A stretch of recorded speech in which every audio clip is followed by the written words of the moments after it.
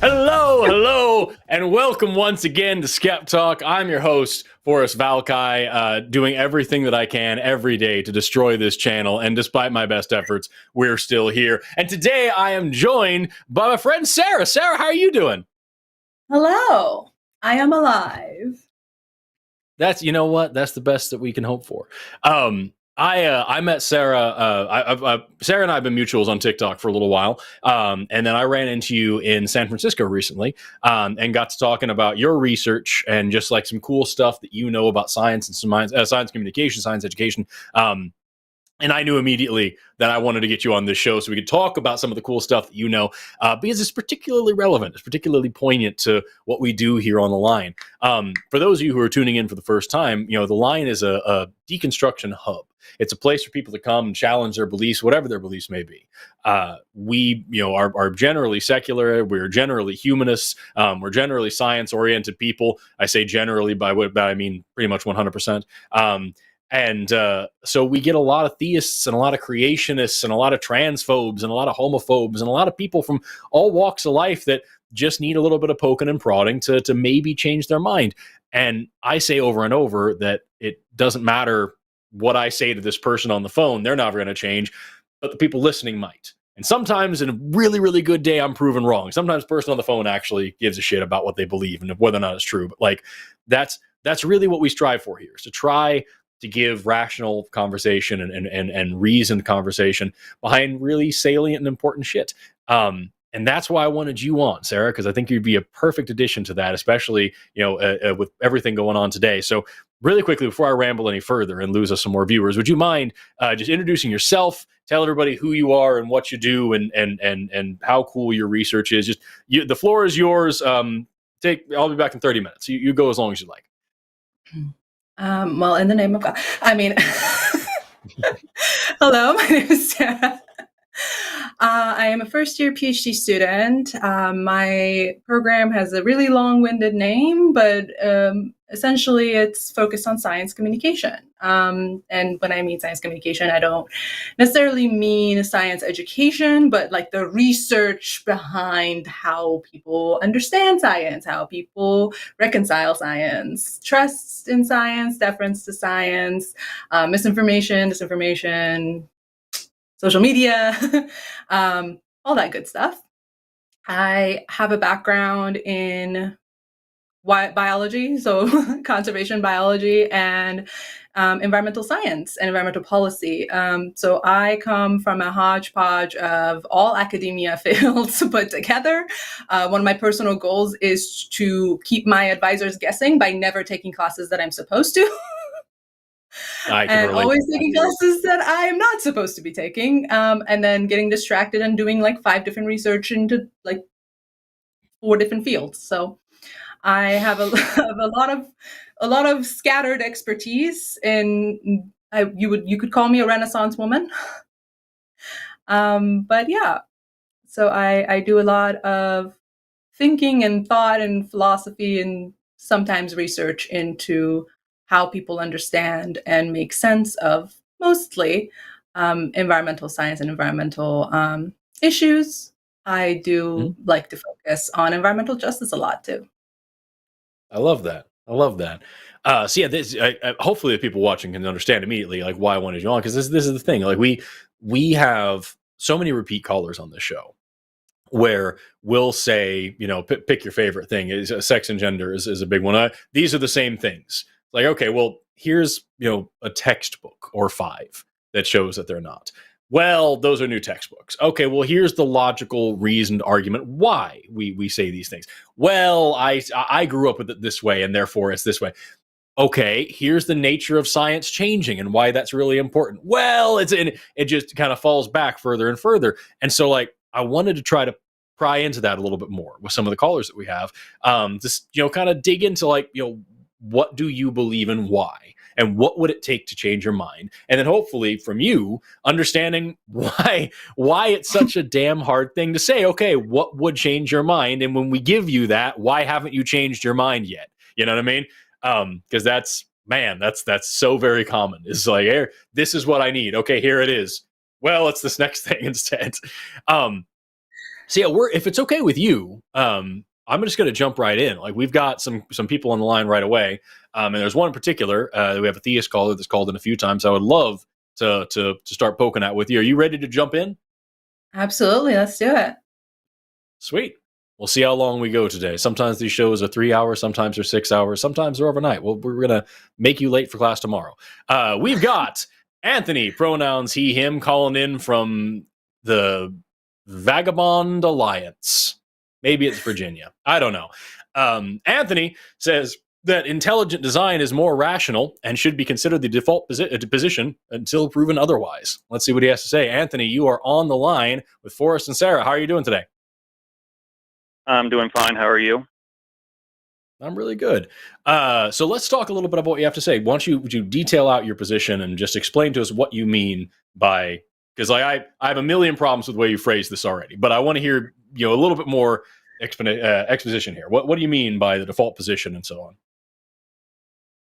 Yes. So as you read, my belief is that intelligent design is more rationally plausible than any argument that says that no mind or intelligence was involved in the creation of life specifically, biologically, and therefore, rationally, it should be what people believe as their default position until proven otherwise. And So, make my argument. Well, go ahead. Oh no, it's fine. I was going to ask you follow-up questions. So if you have more, please give me more. Well, I was actually going to try to help you understand the mindset by going down a line of questioning and then seeing how you all respond. But if you wanted to ask some questions beforehand, maybe. Well, actually, I think it is better because I did kind of have a series of questions that I wanted to throw at you to see how you to kind of explain why I think that's the case. So, sure. You've probably heard these arguments. Just really quickly, are you on speakerphone or anything? The screener said I'm having audio problems, and it's really crackly. I don't know how to fix. Let me try. I'm not sure what the problem is. Is it something that is better and worse, or is it just like whatever you're doing at this exact moment? Yeah, whatever you're doing just there was better. Okay, I think I have to hold my phone. Okay, see if that I think the problem is I'm holding the phone too close to my mouth, and I just do that naturally. So if it becomes a problem again, just let me know. Yeah, there's a lot of clipping. So yeah, if you can just kind of hold your phone at a weird ass angle like this, that might be best. Okay, is it better now? A little bit better the way it is right now? Marginally. So yeah, go ahead. Give us a few of your questions. I've got a few things that I have an issue with, and maybe we'll touch on them. But I also want to give Sara probably the first crack at this because I'm dying to hear what she has to say. But let's hear out what you have to say first. I want to give you the time to really flesh out your point, so you don't think that we're ignoring anything. I understand, and I do want to hear the questions you have as well. So, by all means. Let me start by going at it this way. When you think of a smartphone, do you think that the forces of nature would ever create a smartphone without intelligent input? Yes or no? Probably not. Probably not. Okay. And that. Yeah, exactly. So the question is, why not? Why would you not believe that? Because it is made of specific parts that we know are machined. Things that the only way we have ever seen them come about is through technology, through the use of other technology to make this technology, because we can look at one and see actual evidence of being worked on by humans. It's not enough to just say, well, I haven't found a smartphone in nature like that. Well, then, maybe you haven't looked hard enough, but to say when we look at a smartphone, we actually see evidence that it is made by human beings. And there are parts in it that actually have to be handmade in order to be what they are. So like I said, I said probably not because technically, theoretically, everything is hypothetically somewhere in the universe. Maybe it fucking rains iPhones. Who knows? I'm not going to back myself into the logical corner of saying, well, I absolutely know everywhere for sure. But like, I would say I would be highly skeptical of it because of the evidence that a smartphone itself provides, showing actual physical evidence of being created by humans. Okay, good. So I guess my question just so we're clear, you're going for the watchmaker argument? Yeah, you're going to tell me that a smartphone needs a smartphone maker, and therefore DNA, eyeball, photosynthesis, whatever other random thing is so complex. Therefore, there must be somebody who designed it. Is that where we're going with this? Well, it is obviously a very similar argument, but I want to explain why it's powerful in my mind. And when you were saying that when we look at a smartphone, and again, my questions will end eventually, and you can start, but I do want to. Of course. When you say that, the components of an iPhone, we look at them and we know that they need to be handmade. Why do you think that even after billions of years of Earth's history, no natural force or could assemble those components in the way they need to be to fit into a smartphone? Don't you think it's given enough time, one or two components might arise and assemble themselves into something like that? No, because there's no natural processes that we know of that are capable of making the things that make those things. So, like for example, glass. Yeah, we can make glass naturally. Lightning can strike on sand, and we can make something like glass, and that's fine. Or obsidian could be, you consider that glass, whatever like that. But you're talking about a transistor, those types of things that are like very small parts specifically configured into a particular arrangement. We don't have a natural way to make the plastics that go into those types of things. So until we have a way to say, okay, here's something that a natural process that we know makes the things that make the things that make the things that make a smartphone, that's what I'm talking about there. So again, as I said before, it's not enough just to say I haven't ever seen a smartphone in nature. And it's not enough to say I don't know how a smartphone gets built. It's important to say that the pieces that are in it show specific evidence of human intervention.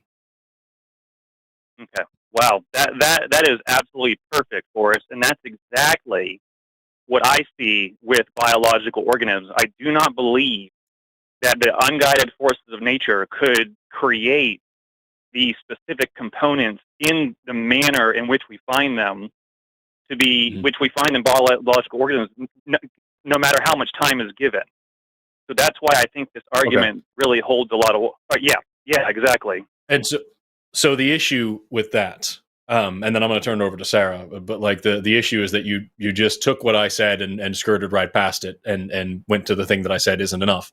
I said it isn't enough just to say that I don't know how smartphones are made or that I haven't seen one. It's that it specifically shows evidence of things that we know can only come from humans. It shows evidence of human intervention.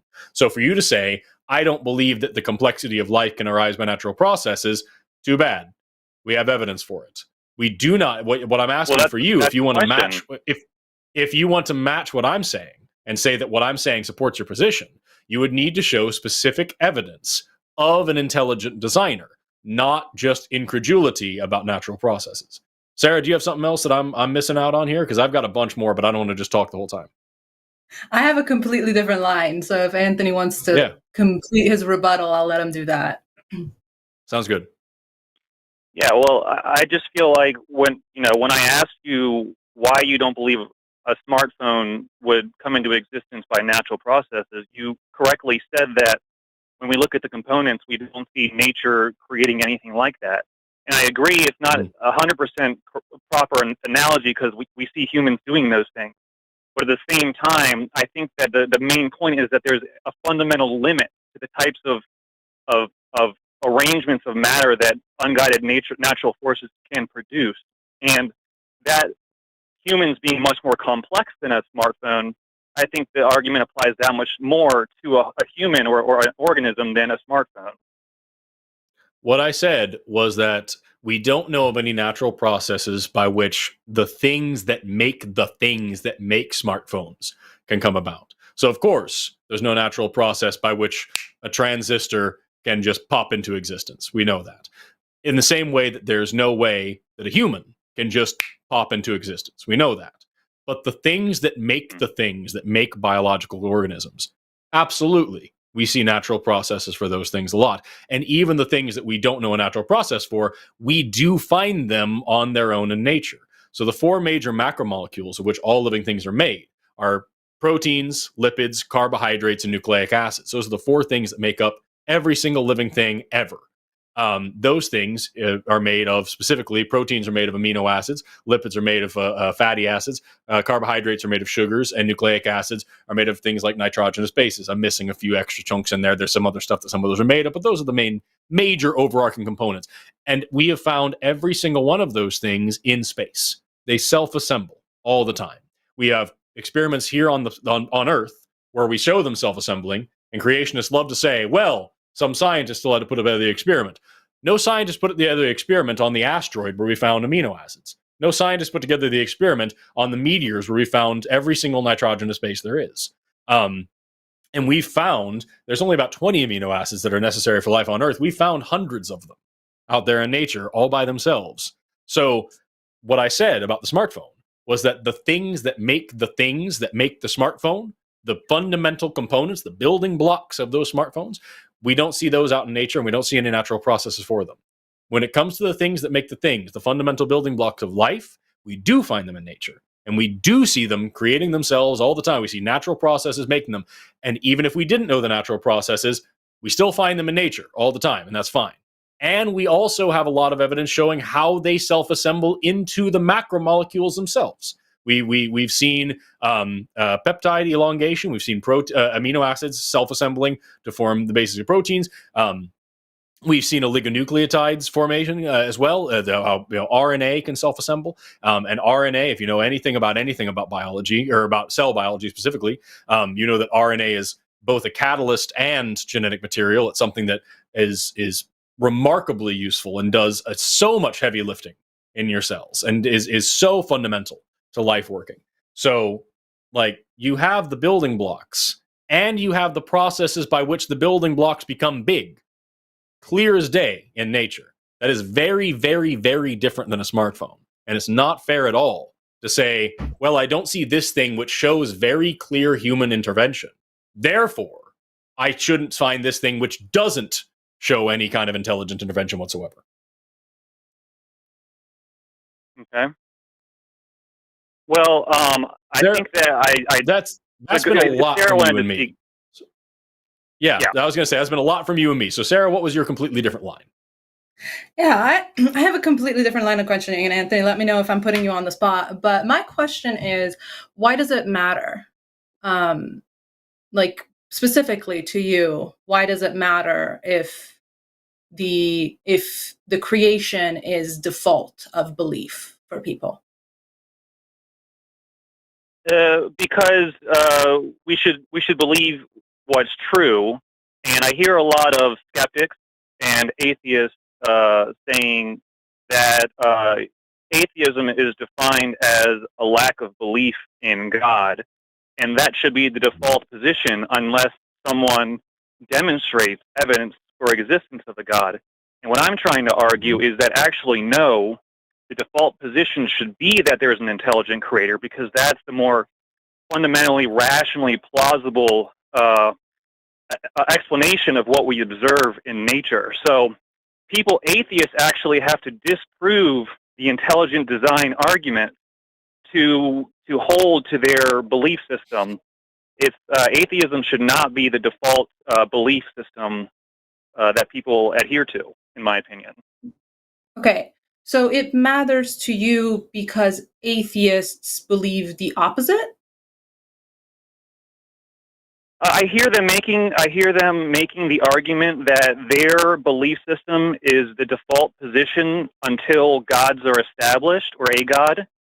And I disagree. I think that the default position is that God is more obvious than atheism, because atheism and lack of gods cannot is not as plausible an explanation as the intelligent design hypothesis.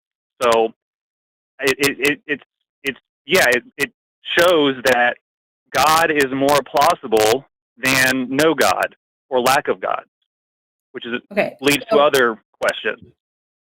So setting aside what atheists may or may not believe, is it specifically you think, like, is it important to you because you want to be, like, you don't like what the atheist said, or is it important to you because of a specific reason that it's important to you? I think it's important that people realize that theism is the rational default position. It's rational to believe in God. It's not irrational to look at the world around us and think to yourself that there is an intelligent mind behind what we're observing. Now, does that prove there's an intelligent mind? Not necessarily, but it's important for people to understand that intelligent design, theism, and such are rational positions to hold. They're not based on superstition or myth or made-up fairy tales. They're based on observations of reality. So theism being rational is an important point to establish. Okay. And so for you, is there a correct way to be a theist? Like, are some people's religious beliefs wrong? Like, is there a correct way to be a theist? Oh yeah, absolutely. So we should believe, whatever is true ultimately, and then the question becomes, well, what is true? Which version of God, is correct? And atheists are correct in pointing out that either all religions are wrong, or all of them are wrong except for one. So yeah, there's wrong and there's right and there's wrong, and almost all of them are going to be wrong, basically. Yeah. Okay. So then, my problem here lies with, I think you're falling into kind of this protectiveness of your belief in a way that shouldn't necessarily have to exist. And the reasoning that I give for that is because I work with a lot of Christians who are scientists who believe in evolution. So it's really weird for me to hear that you would think that they are wrong. And I don't think that them being a Christian or not being a Christian plays into their rationality as much as it plays into how you reconcile your beliefs with your faith. It is completely possible to be a Christian, a Muslim, and believe in evolution. There are people out there who do. So why are how are they wrong? They're wrong. I think that the problem is, and they have been led to believe that they have to abandon what I would call true Christianity or whatever religion it is to accommodate the quote, the science. I don't think the science actually supports evolution. I think these Christians are making a mistake, or Muslims or Jews or whoever they are. These people do not need to, embrace this really false concept. And they should, I think that the original traditional view of Christianity or theism is correct, that God created living organisms using intelligence.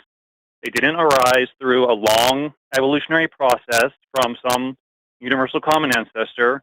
And the people who disagree are simply have been misled. Okay. So, are you familiar with in-group, out-group biases? I think I've heard of the term, and it's probably self-explanatory, but if you want to go into it.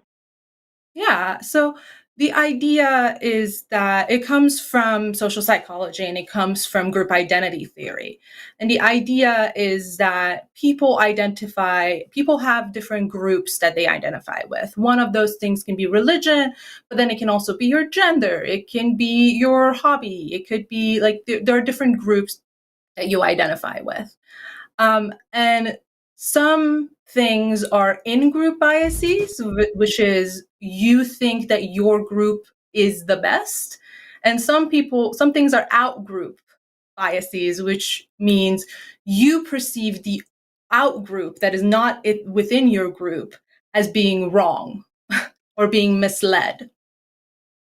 So you originally said that it mattered to you that you establish that Christianity, that theistic view can be rational. But when I tell you that there are Christians that follow evolution, that believe in evolution, then somehow they become irrational. So do you see I how wouldn't say they're. Do you Go see ahead. how it changes like how you look at fellow Christians when you think of them as believing in Christianity in evolution? Like your view of your fellow Christians changes. You believe them now to be misled.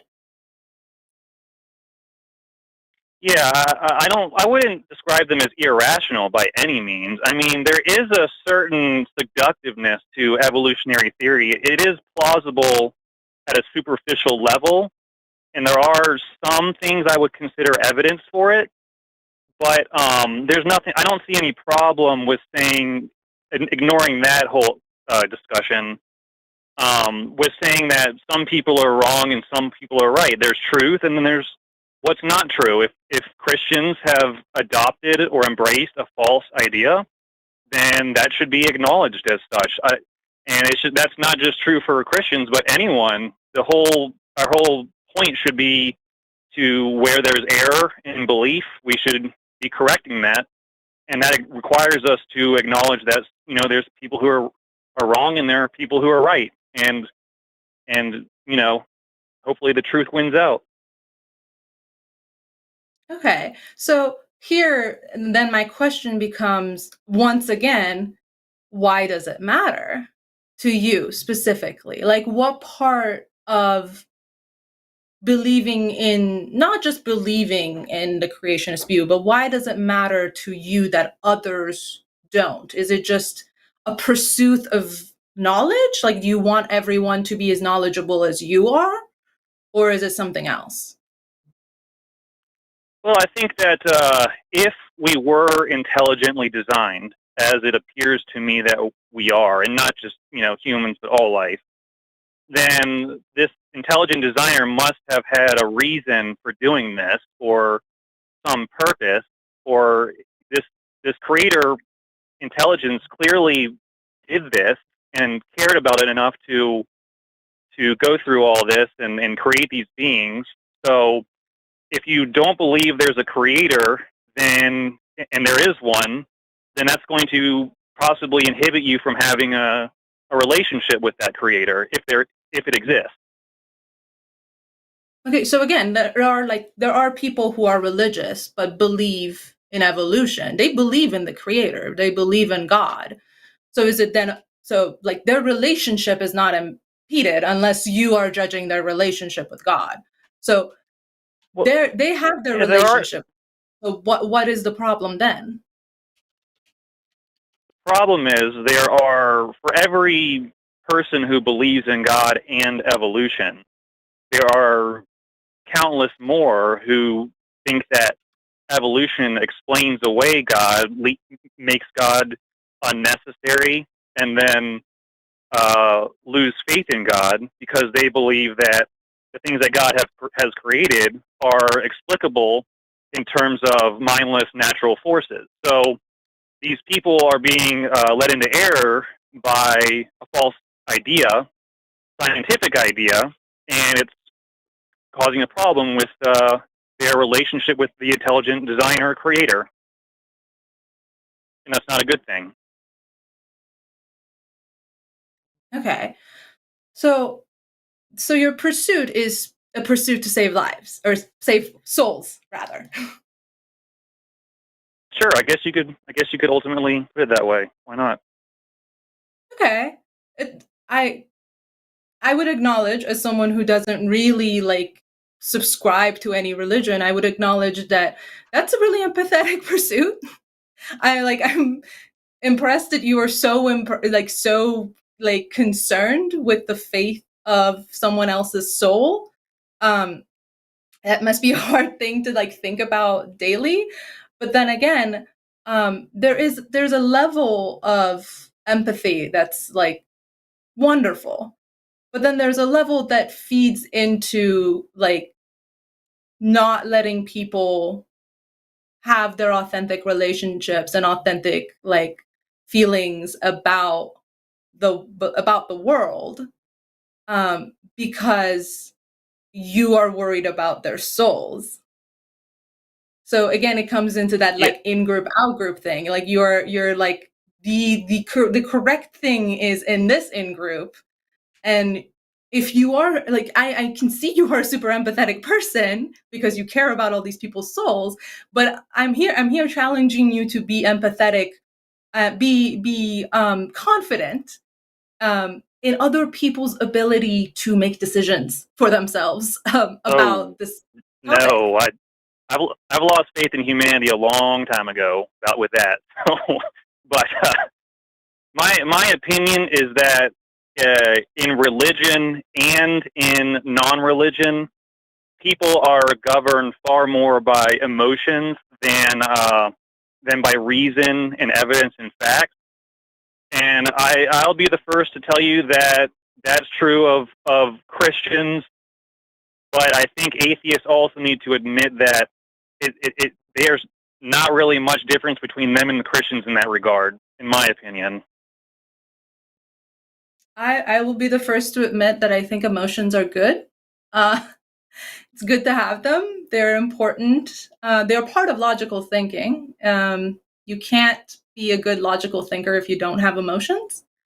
Wow. But that's amazing, because I believe the exact opposite. I actually believe that emotions cloud reason and prevent us from thinking about things clearly. So that's one area where you and I very strongly disagree. I think emotions, see, a lot of times in Christianity, they try to make it about an emotional feeling. Like, you were chosen, and they try to make your conversion about subjective experiences as opposed to rational analysis of what you believe. And so a lot of people's faith is based on strong emotion, and this idea that they were, like I said earlier, chosen, or they felt something, and then you see them getting destroyed in arguments based on facts and evidence and things like that. And it's like, well, because their faith wasn't predicated on learning what the actual truth is, it's based on this sensation that you had when you walked up to the altar and all that. So, yeah, I think that emotions need to be cleared out in every regard when we're trying to establish truth. Anthony, didn't you just a second ago tell Sara that you are calling and talking about this stuff and everything, and it matters to you because you care deeply about saving other people's souls and you have all this strong empathy? Isn't that a very emotionally driven thing to do? It is. I'm not saying emotions are universally bad in every instance, because they do drive us to do things that are good, but they can very well cloud us from seeing truth when we desire to see something a certain way. So when we're trying to figure out, yeah, there we go. Yeah, I said I absolutely agree with you in that regard. There's like scientific backing behind the thing that you just described, which is cognitive bias. It's when you have a very strong conviction to believe something in a certain way, and therefore, when other evidence is provided to you, you don't change your mind. Yeah, and I think that I think it affects people in every belief structure and system out there. And Do you think it affects you? I think it affects me, but it seems to be part of human nature. But if you're aware of it, you can correct for it. You can take it into account and say, do I believe this because it makes me emotionally comfortable? Or do I believe this because this corresponds to reality? And I think we all need to ask that question. You think you're aware of your own cognitive biases? I think I am. And I do think I tend to want to believe in God. But I feel like if someone proved to me that no God existed, that I should accept that as being true, if it is true. Okay. But okay, so my question here is, you said you have a conviction to believe in God, but if someone proved to you that God doesn't exist, then you might change your mind. Great. My question is, again, why does it matter that other people believe in God? Or believe in God in the way that you do? Well, we could ask why anything matters ultimately, but I believe that there is fundamental, good and right and what is best for humanity objectively, and then there's what's bad for humanity objectively. And what's bad for humanity objectively is when we don't have a relationship with the Creator and think the Creator doesn't exist when there is a Creator. Okay. So again, if people have a relationship with the Creator that includes evolution, what happens then? Well, those people might be okay because at the end of the day, I think everyone is wrong about God in some way because God is beyond the human mind to comprehend. No matter what any human believes about God, they're going to be wrong at some level. So they can be wrong about something theologically and still be in right relationship with God ultimately.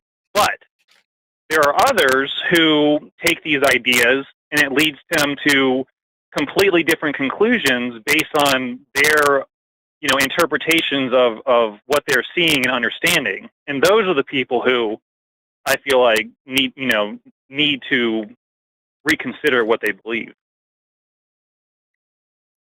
Sarah's over here being so incredibly patient and detailing out every little bit of this, and I'm just taking furious notes on everything that I want to fucking go on.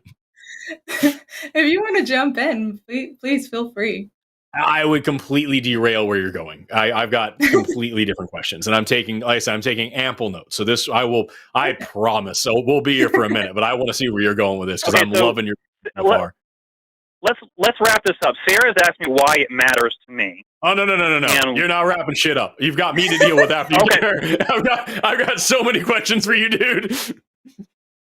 No, I mean wrap my and Sarah's dialogue, and then I'll let her decide when it's over. Yeah. Okay. No. So yeah, my problem comes with your very first insinuation when we started this very conversation. Your very first insinuation was you believed that it needs to creationism needs to be the default belief because it's rational. And then after a couple minutes of us talking, we've come away from that into now we're discussing how and why people should believe and why some people that are Christian but still believe in evolution might still be wrong, but they could still be okay. So again, my question to you is, at the end of the day, you've called in, this means so much to you. If it means a lot to you that people have a good relationship with God, but you think it's good for humanity, but then at the same time hold the contrary belief of you have given up hope on humanity. How do you reconcile those two? Well, maybe there's hope for some. I guess my point, that was more of a side point, that you had said that we need to trust people to make the right decision, and people can make the right decision, but a lot of times I see them not making the right decisions, and maybe if it was clearly explained to them, they would change their mind. Definitely not all the time, because like we were talking about earlier, people are emotionally attached to their worldview many times. So I guess if it saves one soul, then it's worth it, in my opinion. And I think that's possible. Okay, so you do care. You do care about people. We're clearing that up. I'm gonna make the claim that I care about people in order to win points in the audience's mind. How about that? At least that's honest. I guess that's honest. I don't know how God feels about you claiming to care about people, but not actually deeply caring about them. I guess I'll wrap this up by saying, like, the whole reason that I dragged you through this really different thought process was to showcase that we have a tendency as humans, this is social psychology, to believe that we are not going to fall into the same traps that other people fall into. So when I tell you if you are aware of your cognitive biases, and then I ask you questions about your cognitive biases, you're like, yes, I am aware of them. But when I point out your cognitive biases, suddenly it doesn't work out, And I'm not putting you on the spot for it. I have cognitive biases that I get defensive of. I have problems that I get defensive over, and then I say things that don't make any sense. What this line of questioning was really there for is to show people that's and I'm so you can after the show you can go and rewatch this and think to yourself, I'm sure you will, because I've done this, was there a better thing to say? And that's really what I want people to take away when in these conversations about what they want people, how they want people to believe and why they think people should believe in a certain way. What I want you to take away from it is do a little bit of questioning with yourself of, why do I think that? Is it in group? Is it out group? Is it because I care? And if I care, why do I not care about people being able to make their own decisions? That was the whole point of this. But I'll hand it over to Forrest, because I know he is dying to ask some more questions. No, I loved where you were going with it. It was the most gentle and kind way that I've ever seen someone just explain, hey, this what you're doing, the thing that you don't think you're doing. And I love that. I have a million questions, and I'll try to summarize them, but I will say it really hinges on something that you actually said, Anthony. You said, and I wrote this down, you said that if you don't believe in a creator and one exists, that it inhibits your ability to have a relationship with that creator. That was when Sara was asking you why you care about these things, why it matters to you. And this is actually very much why it matters to me. Your goal is to save souls. My goal is to save lives, because I think very similarly that if there isn't a creator and you believe that there is, it inhibits your ability to have a relationship with reality. And that actually has a marked issue, a toll that takes on society around us. The belief in these things without good evidence and without good reason is the fundamental cause of the lack of rights and representation that we see for women, for LGBTQ people, the way that the destruction and holding back of medical science, of science in general, the complete halting of societal progress is the result of that kind of thinking. And so it matters to me to, spread my dogma of atheism in order to help people understand that not only is there no reason to believe in these things, but it's actually antithetical to progress. It's actually holding us back. It's actually making us worse off. And therefore, if we get rid of it, we will move forward more quickly and we will be better off as a society more rapidly. You understand what I'm saying? So, like, I think you and I have very similar interests. I disagree with Forrest on this one, but we can hash it out later. I would love to hear what you have to say. So, for that, what the biggest issue that I have with what you're saying is that, and I want to go back to the very beginning of the call here. You said that things like organisms, things like humans, you don't see the way that these things, naturally occur in nature. But there are ways that the things that make these things naturally occur in nature. But let's say there isn't. At the end of the day, if you and I both have completely ignorant of all of biology and all of astrobiology, we don't know anything about anything. All we know is that we're here. I'm coming into this saying, all I know is that I'm here. All I know is that life exists. I don't know where it comes from. And you're saying, I don't know where life comes from. Therefore, I do know where life comes from. And it's a guy. And he's guy, and he does the things that I say that he does, and I know what he wants, and I know that it's beneficial for me to have a relationship with him because some reason, and also there's this thing called a soul, and then that's also something that's important. Which one of us is really avoiding the default position here? My default position is I don't know, and I would like to know someday. Your default position that you're proposing is if you don't know, then magic.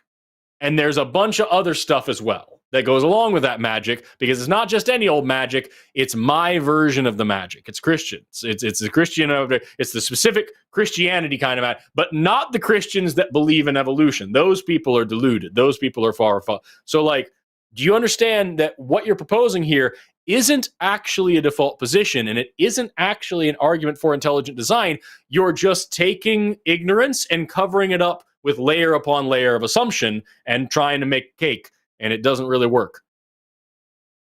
I disagree, because the term you constantly hear skeptics bringing up is the God of the gaps argument. That intelligent design is a God of the gaps argument. Excuse me. And we're taking our Anthony, you have got to hold the phone farther away from your mouth. Oh. Okay. Okay, is it better now? Yes, thank you. A little bit. Okay, a little bit better. All right, tell me. Yeah, no problem. If it's bad, just let me know. I don't think I'm saying. I'm just positing something that is not rationally discernible by bare observation of nature. I think that there is a reason why for basically all of human history, or most of recorded human history up until the last 100 or 200 years, basically 99% of people believed in some kind of God or creative power. And I think the reason for that, you can blame it on superstition and evolutionary psychology, but I think the reason is because when people look, I think the reason is because when people look around, it's intuitively obvious that something must have intelligently guided or created this whole process. It can't have that there's a mind that is responsible for that. And we may get details about this creator wrong, as many have done, but the fundamental understanding that there is some God is based on observations of reality and not myth or superstition, even though eventually belief in God can devolve into superstition and myth because of human nature and our tendency to do the wrong thing. But that doesn't negate the truth that rationally, we can look around and say that some God or some intelligence is responsible for this. Anthony, for one of the things you just said that sticks out to me was that for millennia, people just naturally believed that there was some sort of higher power. They could look around and just through intuition alone see that all of these things must be intelligently designed, that things are so perfect and so blah, blah, blah. why do you think it is that for millennia, people also believed that the sun revolved around the earth rather than that the earth rotated? Well, we hadn't observed the truth, the scientific truth, the real truth behind that at that point. So people were speculating; they didn't know. But Right, but so why were they all coming to that conclusion? Why was it intuitive to them to all assume that the sun moved across the sky?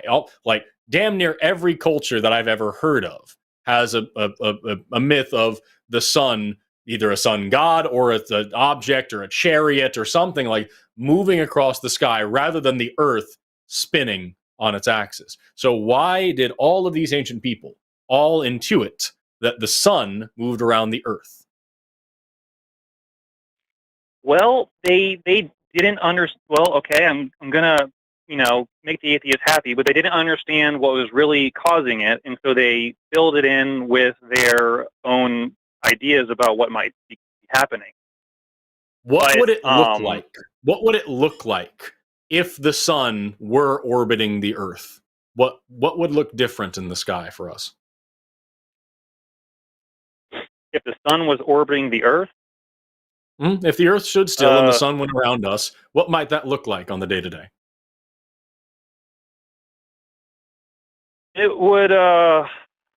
I don't know. I haven't thought about it. What it probably looks pretty much the Probably same. this. But Yeah, probably exactly the same. Probably the same because we don't notice the inertia. We don't feel the earth moving. So very likely it would look exactly the same way to us as it does if the earth was spinning. So now you're saying, well, all these people believed that there was a God because they looked around and they saw all this incredible complexity in design, things that they didn't know where it came from. And so they were able to intuit there was a God. What would it look like if everything actually came about by completely natural processes? If there was such a thing as a completely natural origin of life and a completely natural evolution, completely natural if there was a naturalistic way for all of this thing to come into being exactly it is, what would it look like as opposed to what it is today? I think it would look very different. So you I think think that that if evolution were real, in your opinion, it would look different than the way that it is now in the universe that you believe was created?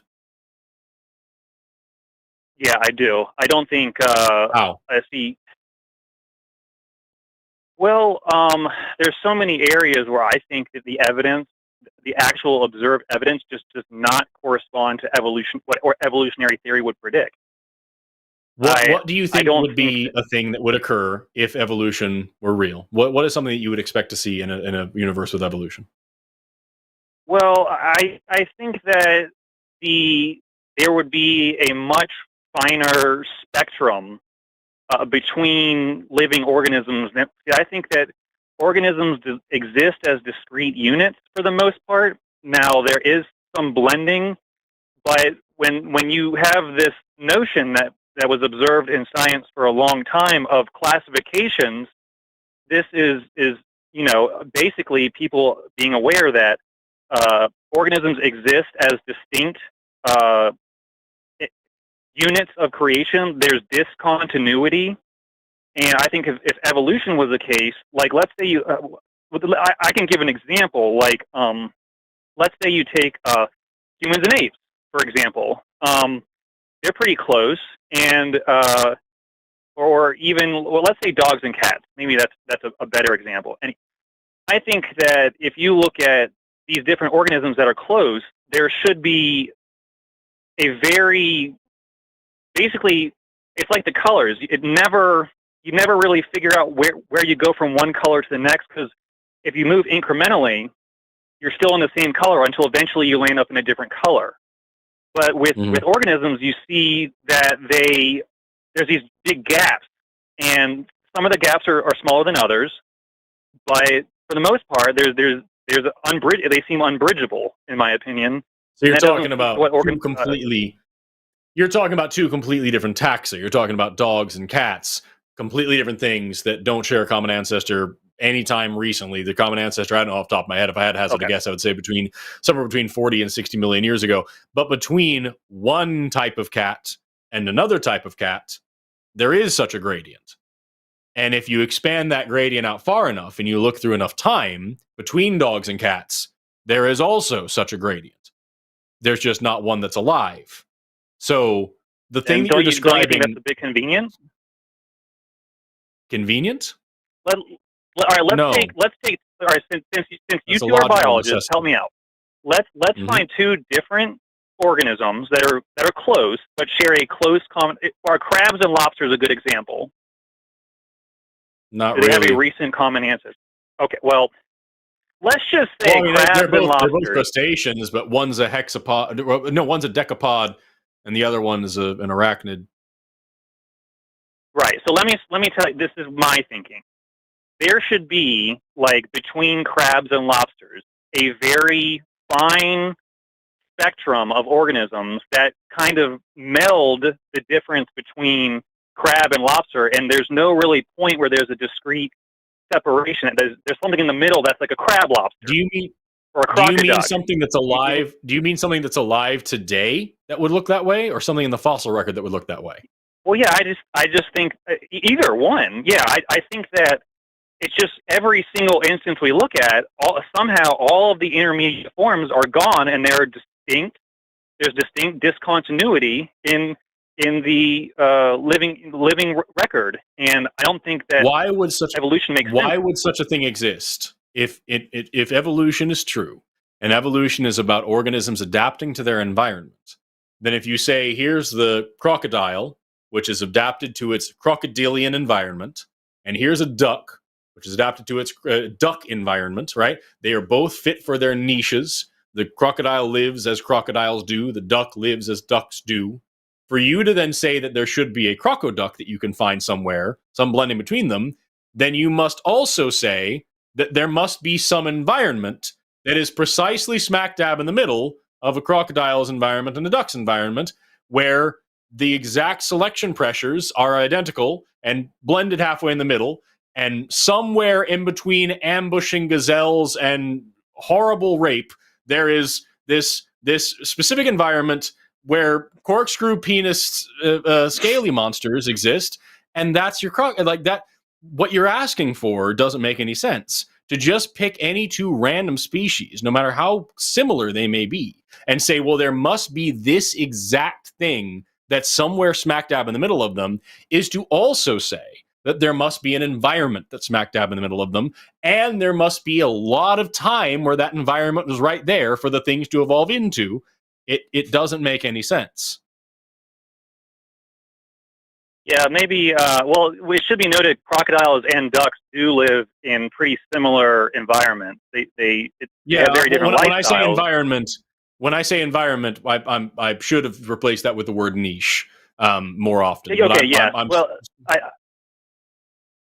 I guess the point is, when I'm trying to think of examples of how I think it should look, and basically my point is that everywhere we look, there's distinct, or I would call it discontinuity, including in the fossil record, where we should, and I actually think that fits more very, if there is a progression, it looks like it happens in these quantum leaps instead of in a gradual process like evolution would predict. That's called punctuated equilibrium. And the issue with people who don't understand evolution is that they look at gradualism and punctuated equilibrium as competing ideas. Either things slowly evolve from one thing to the next, or it's a sudden dramatic change, when in fact, both are simultaneously true. Evolution is a slow process as long as conditions are stable. But if you look at the fossil record, you'll notice that after every mass extinction, there are now dozens and dozens of newly available niches. And those niches are very quickly filled, and then you get what's called adaptive radiation, where you get one individual kind of animal or plant or whatever it may be, diversifying rapidly to fill all of the sub-niches within that one overarching niche, and doing what we call niche partitioning, where they break one overarching thing down into 50 over little tiny things, each one more specialized than the next. So what you're saying here is, well, we should see a gradient between different species. We do. And even when we don't, we see big chunks of that gradient. And even when we don't have a reason to assume that there's anything magical happening between, one thing and the next thing. What you're saying here is that, well, we should, there should be this gradualistic process, but in fact, we see these leaps. Actually, we see both. We can see in observed evolution experiments, both in the field and in the lab, that life adapts to its environment slowly but surely over the course of a few generations. We see that happening with our very eyes, and when we look back over the fossil record through macroevolution, we see major jumps when there are availabilities, when that's possible, usually after mass extinctions. Excuse me, I'm over here drinking a Coke and I'm real burpish. I started this show by cranking down 50 taco truck tacos. My life is in shambles and I live like a slob. But what I'm saying is everything that you're saying you should see either doesn't make any sense or we actually do see that thing. So it sounds to me like when you're saying that the world would look very different if there was evolution, you simply don't understand how evolution works. And I'm happy to walk through like 3 major axioms with you if you'll hear me out. But then we're going to move on because it's been about an hour. All right. Yeah, I'll listen. Cool. So one thing that we can understand. Well, all right. I did want to put one point in there. Sure. And I know this is going to throw an entire another point to be discussed, but I do want to say that in addition to there needing to be fine gradients between organisms, both extant and extinct, I think that there should be like half. Okay, so I think there should be like half-formed models of existing organisms that were kind of prototypes of what exists today. And I don't think we see any of that unless you can. Well, let me give you an example. Okay, there should be. All right, so let's take. I'm going to give you an example. Now, an example is just an example. All right, so let's take a dragonfly. I'm just telling you what I think we should see. We should see something like. Let's take the wings of a dragonfly. Those are things that would have had to evolve from, let's say, like some land-based insect that looks like a dragonfly without wings. And in the fossil record, you should see the wings getting bigger and bigger. They're not functional. And then at some point, they become, you can't just have a wing spring out of nowhere. These things have to evolve over time. And what we're seeing is fully formed organisms appearing in the fossil record without any sort of prototype of what we observe at the end of the line. So remember, for evolution to work, each new adaptation has to be useful for the species that possesses it. So having a half a wing that doesn't really work very well wouldn't be an adaptive advantage, and therefore you wouldn't see that in the fossil record. Prototypes and things like that wouldn't follow an evolutionary model. Also, you can have rapid change to limbs, wings, things like that. It happens a lot. There's several different reasons for it. It can be through gene control. It can be through gene regulation networks. It can be through epigenetics. It can be through mutation to Hox genes. There's a lot of things that can do that. There are both neo-Darwinian and neo-Lamarckian factors that can factor into that. Overall, again, what you're saying just doesn't make any sense. And it's this very Kent Hovind level misunderstanding of how evolution actually works in order to say, well, if this crazy ass thing that I think evolution sounds like isn't real, then evolution isn't real. And you're ignoring the actual evidence for evolution, which is clear on the ground in front of you. And the actual observed evolution, both in the laboratory and in field settings.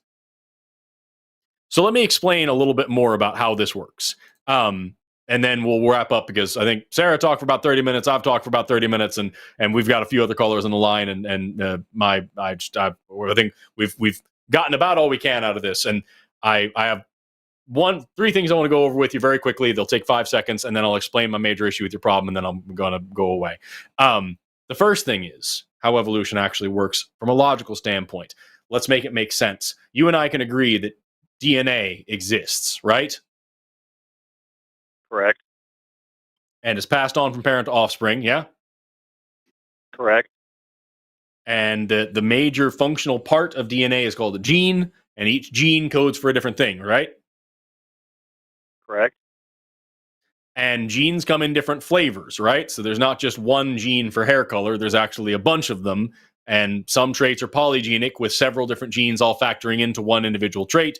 Hair color, eye color, height, weight, arm length, body fat, retention, you name it, right? There's different flavors of these genes we call alleles. We agree on that? Yes.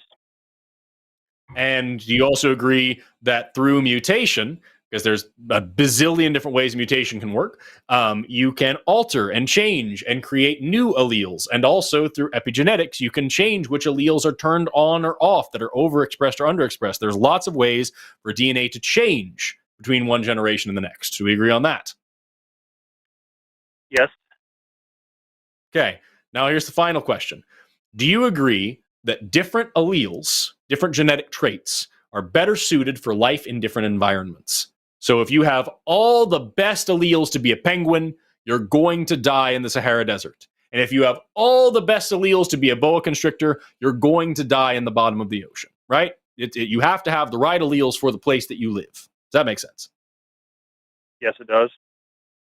So based on that, doesn't it logically follow that as reproduction occurs and alleles change ever so slightly, genetic inheritance changes ever so slightly, the ones which possess the best genes for their specific environment are going to continue living there and having more children who also have those good alleles, and that those children with the good alleles are going to have more children also with good alleles as they continue to modify and get better and better and better, and that as they become better suited for life in one environment, they're becoming worse suited for life in every other possible environment because their alleles are continuing to change, continuing to be selected for in each individual environment. So the logical conclusion is that after a long period of time, even if you started with just one individual organism with just one genotype, after a long period of time, life will have diversified to the point that it's...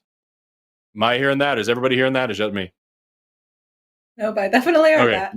Yeah, no living being should ever something. But some weird thing in my ear. I don't know what it was. But the question is, doesn't it stand to reason then logically that given enough time, given, if this is occurring, everything that you just agreed to, that life would diversify to fit into every individual little niche, no matter how different they are, right? Yeah, according to the story, the everything you stated as you stated it, that sounds like a plausible theory. The question is, does it actually? Okay, it's plausible. I've never said Darwinian evolution isn't. Not just plausible, logical.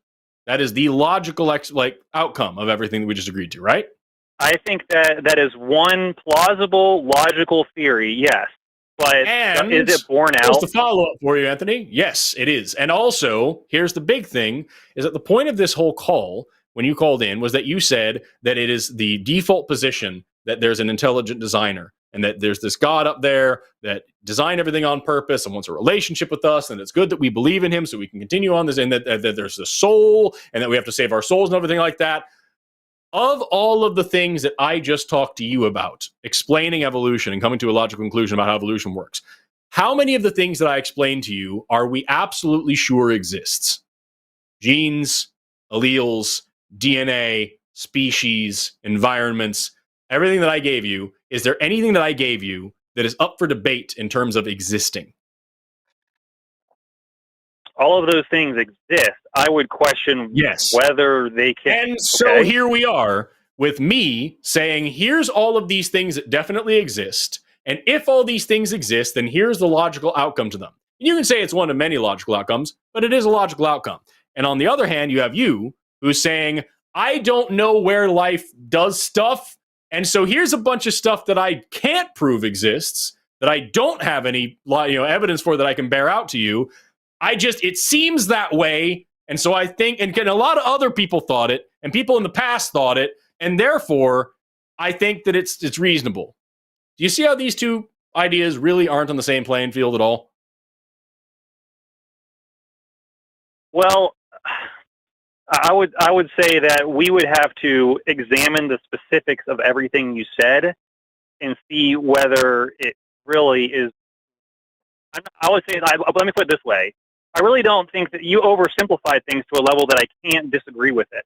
But it doesn't reflect the actual reality of what would need to happen for evolution to be true, ultimately. So that's where I'll leave it with that, because I know, but you can respond to that however you will, and I'll listen. But I just think that everything you said was simplified to a point where it's like, well, yeah, I can't disagree with it, but is that what actually would need to happen in the real world?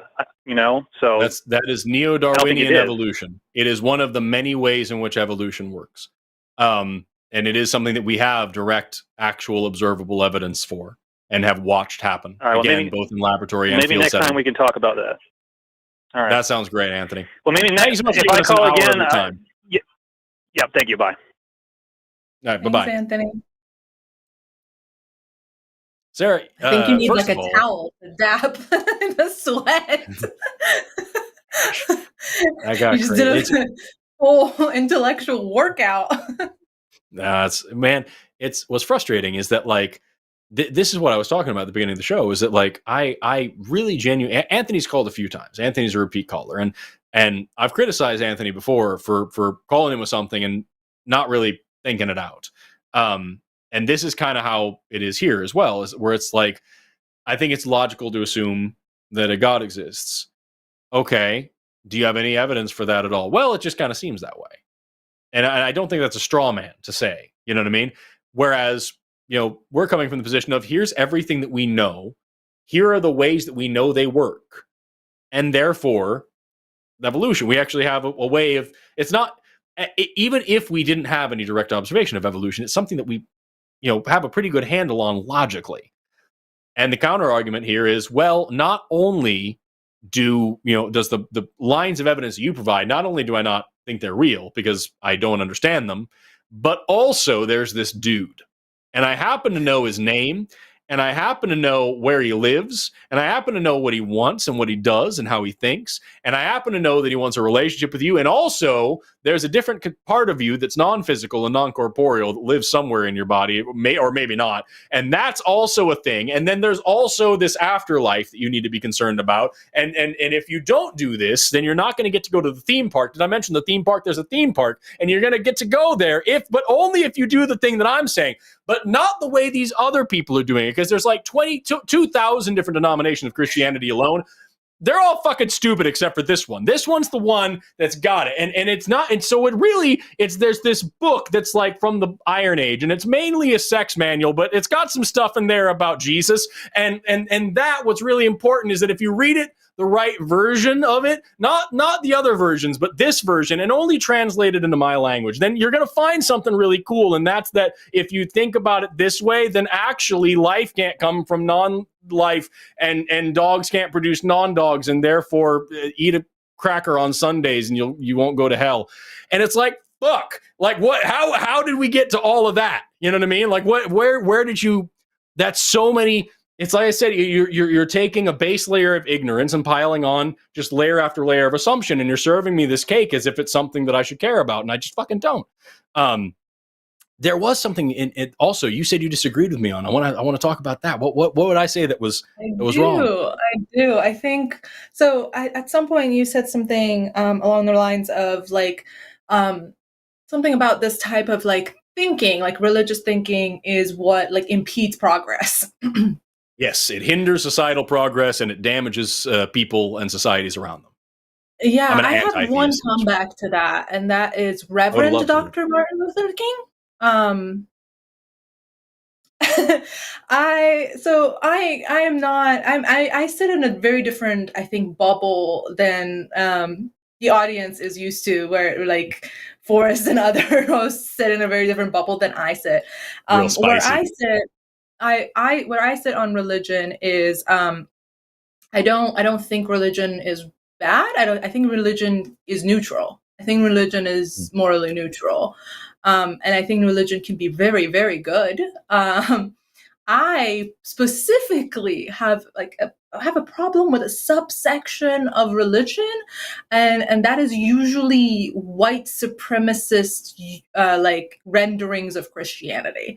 That's usually where my problem is. Like when religion is used from like a top-down approach, because religion's not supposed to be like top-down. I know there's a God, like, but the ideas of religion have very often been community formed, and I have almost absolutely no problem with community formed like religion. I think they are fantastic, and like I'll add to that, there's like singular like beliefs in like singular gods, and then there's multiple gods, and like there's a lot of good to be had in spirituality. I mean, people forming communities around their shared beliefs and like sharing them with each other and caring about each other and doing mutual aid. I just want them to actually do that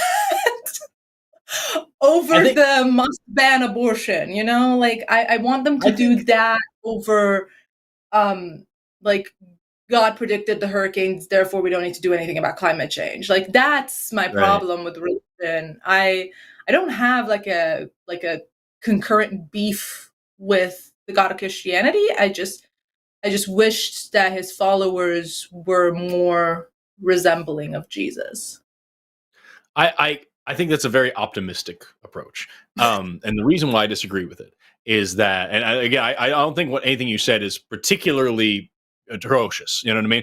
The reason why, the place where I disagree is that, or rather, let me say it this way. I definitely think that there have been times when you brought up Martin Luther King, when religious faith and religious community have been especially beneficial to people in especially marginalized and oppressed communities. It's given them something to hold on to when they didn't have anything else to hold on to. That's fine.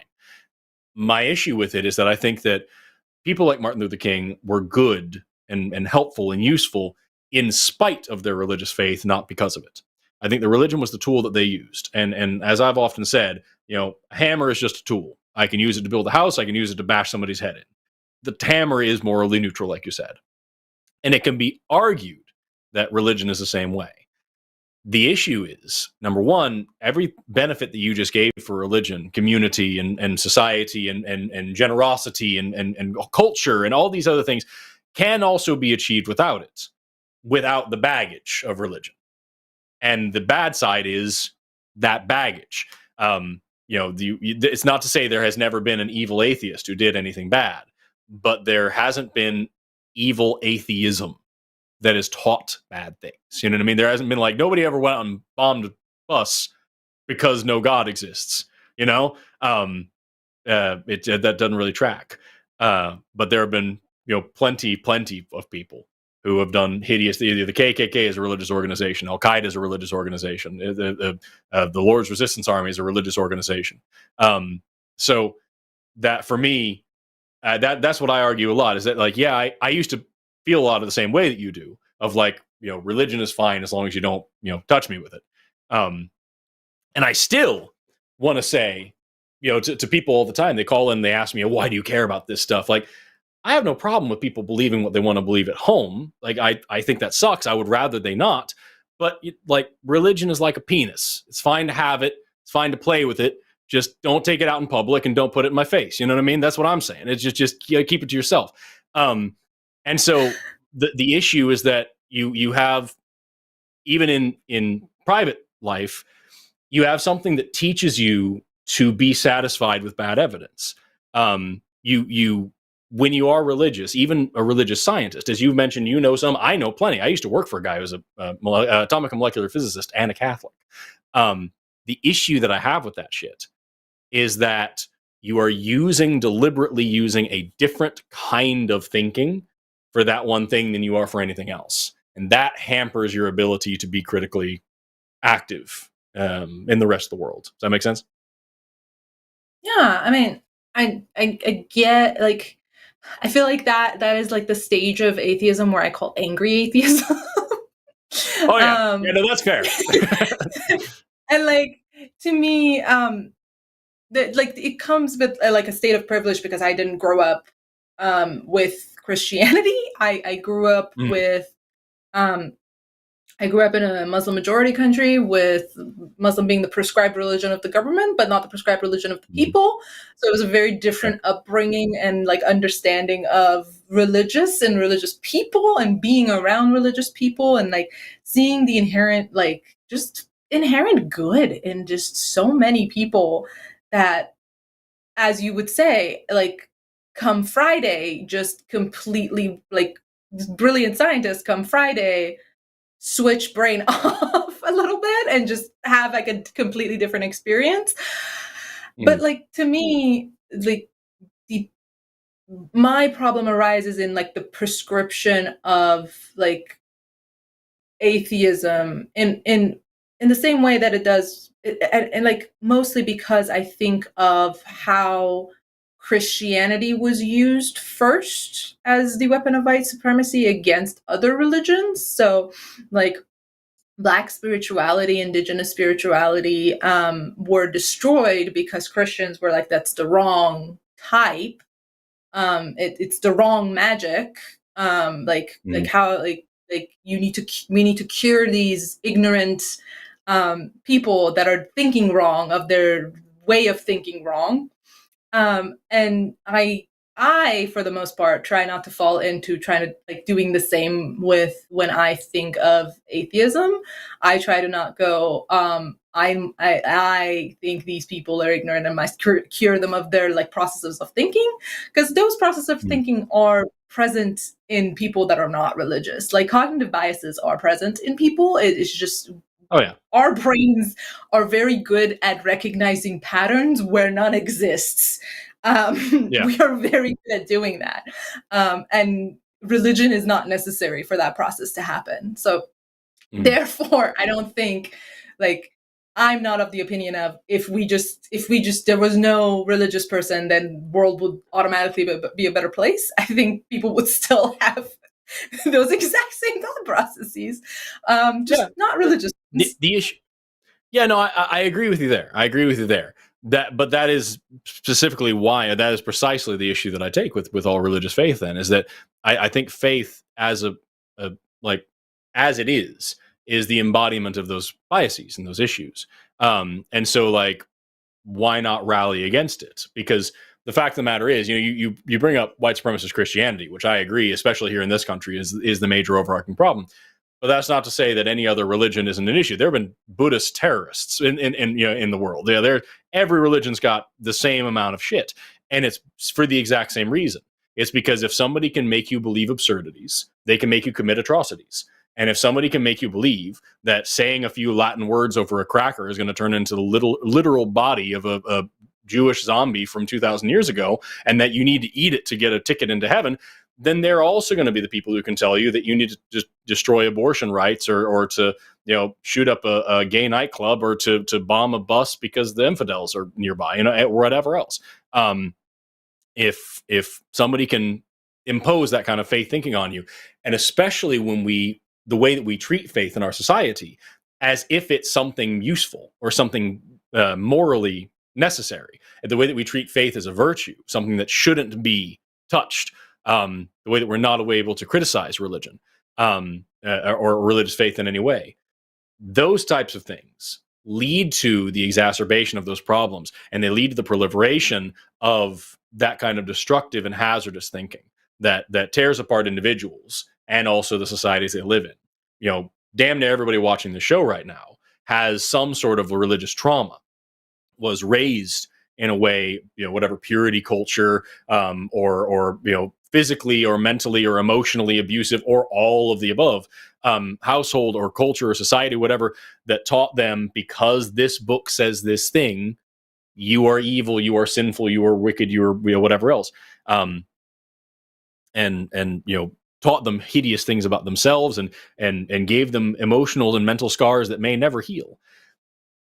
That isn't just cognitive bias playing out in the way that it naturally would.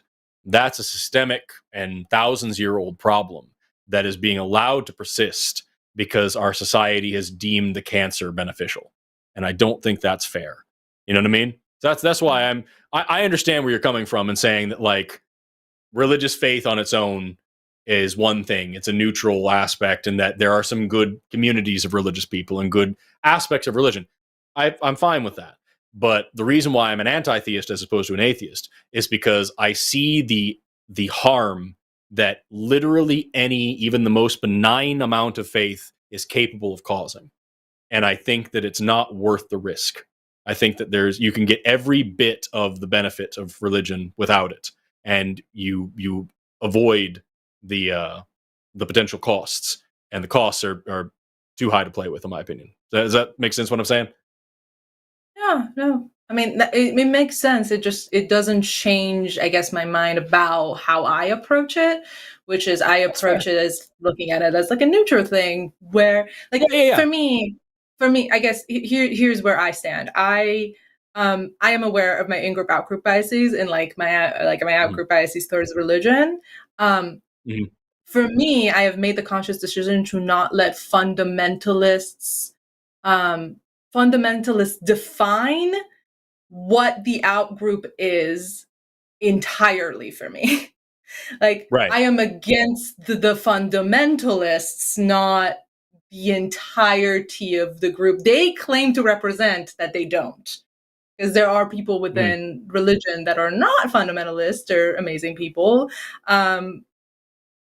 Like in my city, like at the farmers market, one of our biggest congregations in the city has a queer chaplain, and the farmers market, like they're like with a bunch of people from the church buying food for like the church food bank. Like I refuse to let the fundamentalists define the wonderful queer chaplain for me. So that's how I approach when I try to like have conversations around religion with people. I think that's fine. Yeah.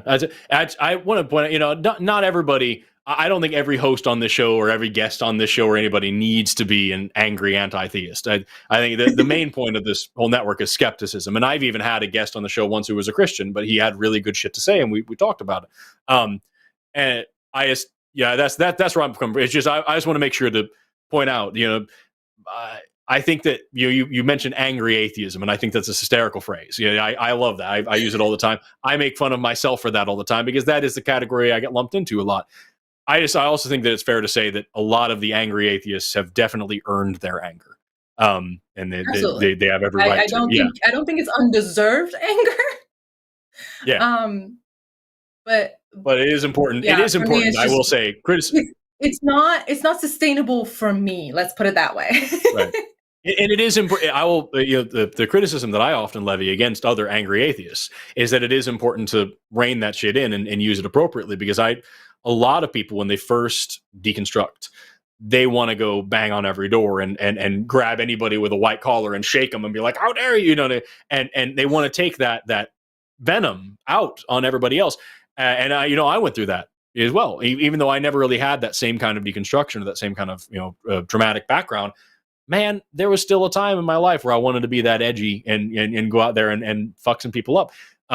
It's important, for all of us on our side. I think, to your point, I think it's important for us on our side to not use our disdain for faith to dehumanize the faithful. And I think that sounds to me like what you're driving at. And I think that's a totally fair point. Yeah, absolutely. Right on. We could have this conversation for another hour. I'm going to jump on the next call, though. So it's super cool. So we had another theist on the line, and unfortunately they dropped. I guess we were just too damn persuasive, and they deconverted, and they just went away. But we do have a few that I think are going to be particularly interesting for your area of expertise. First off, we've got Raul, maybe Raul. I'm going to say Raul. Calling in from Malta, pronouns he, him, wants to talk about how to deal with his mother's deeply rooted belief that spirits are real. Raul, you are on the line. How are you doing? Hello. Good evening. I hope you're doing well, both of you. I never had a bad day. Awesome. I wanted to talk a little bit about my mother's belief that spirits are real. So this has a bit of a backstory to it, I guess. So my granddad passed away some 4 or 5 years ago, and my mom went to visit a psychic to kind of like figure out what he's up to in the hereafter, I guess. And what she found, what she was told rather, is that he is checking in on the family every so often.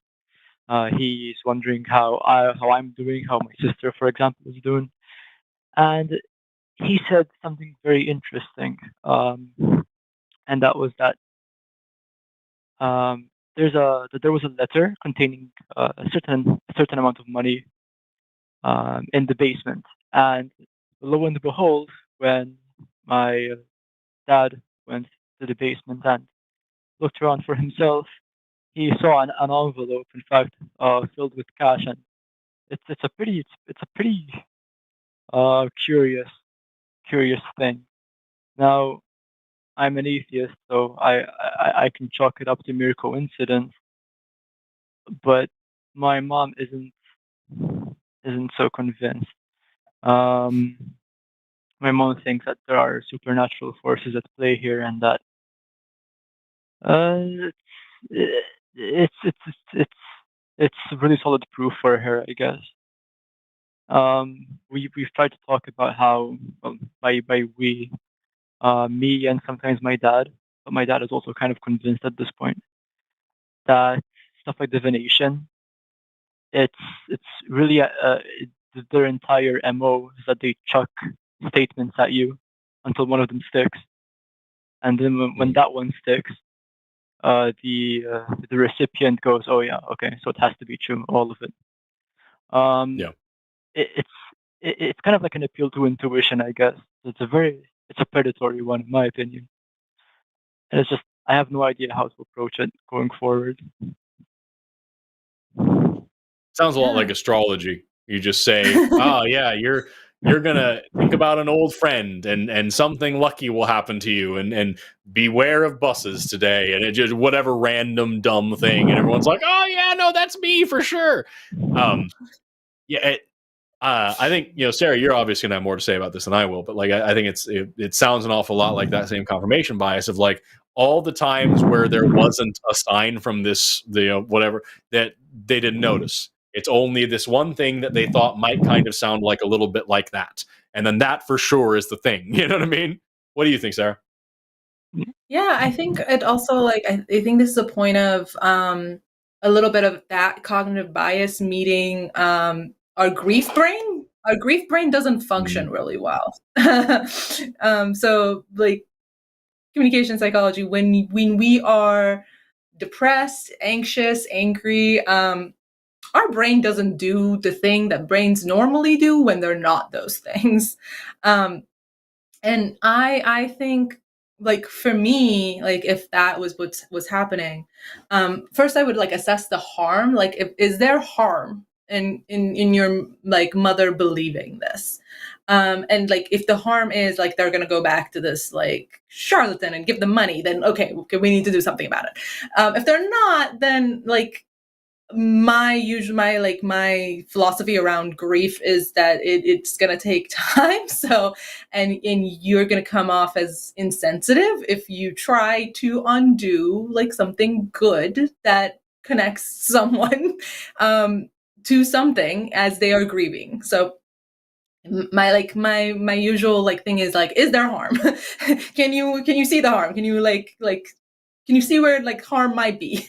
And if there is none that you see, leave it for now. Like I don't really see the problem of I don't really see the overwhelming benefit over like harm of like not doing versus doing something at this point. I think leaving it alone is actually more beneficial than doing something about it.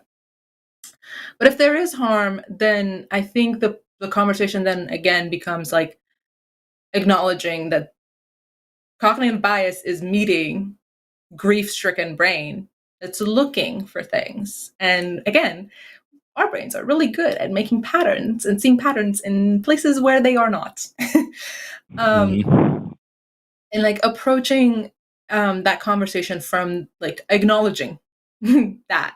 Like the conversations will, like, if I were to have the conversation, it would be, hey, I'm happy that you are getting to like reconnect in a way that is meaningful to you. I just want to ensure that there is no harm to you because of this other person that might be taking advantage of you. I think it's okay, and I think it's important. But I don't want to make sure that there is no harm. I just want to make sure you're safe. I just want to make sure you're taken care of. I want to make sure you're listened to. If you want to like sit together and talk about this person and tell me your favorite memories of them, I'll be here to listen to you. You don't have to go pay someone money to listen to you. I will sit here and listen to you. Yeah, that's the big thing. Whenever people call in and talk about, well, my parent believes this thing, or my family member is, trying to, go to church or something like that. That is always the first thing that comes up for me as well. Is like, is this something that's actually going to have a significant impact on your life? And it's difficult to say, because if she's grieving, very likely you are as well, and you deserve the same space to grieve in the way that you need to. And if she is pushing this belief on you that isn't sitting well with you, that can be traumatic and that can be a problem.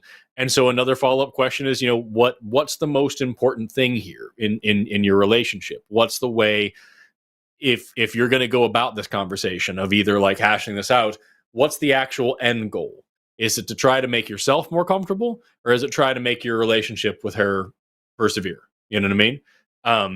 Because that's, I have plenty of religious family members. My in-laws, almost all of my in-laws are religious, and a few of them don't even know I'm an atheist because they're just old people who would be terribly sad for me if they found out.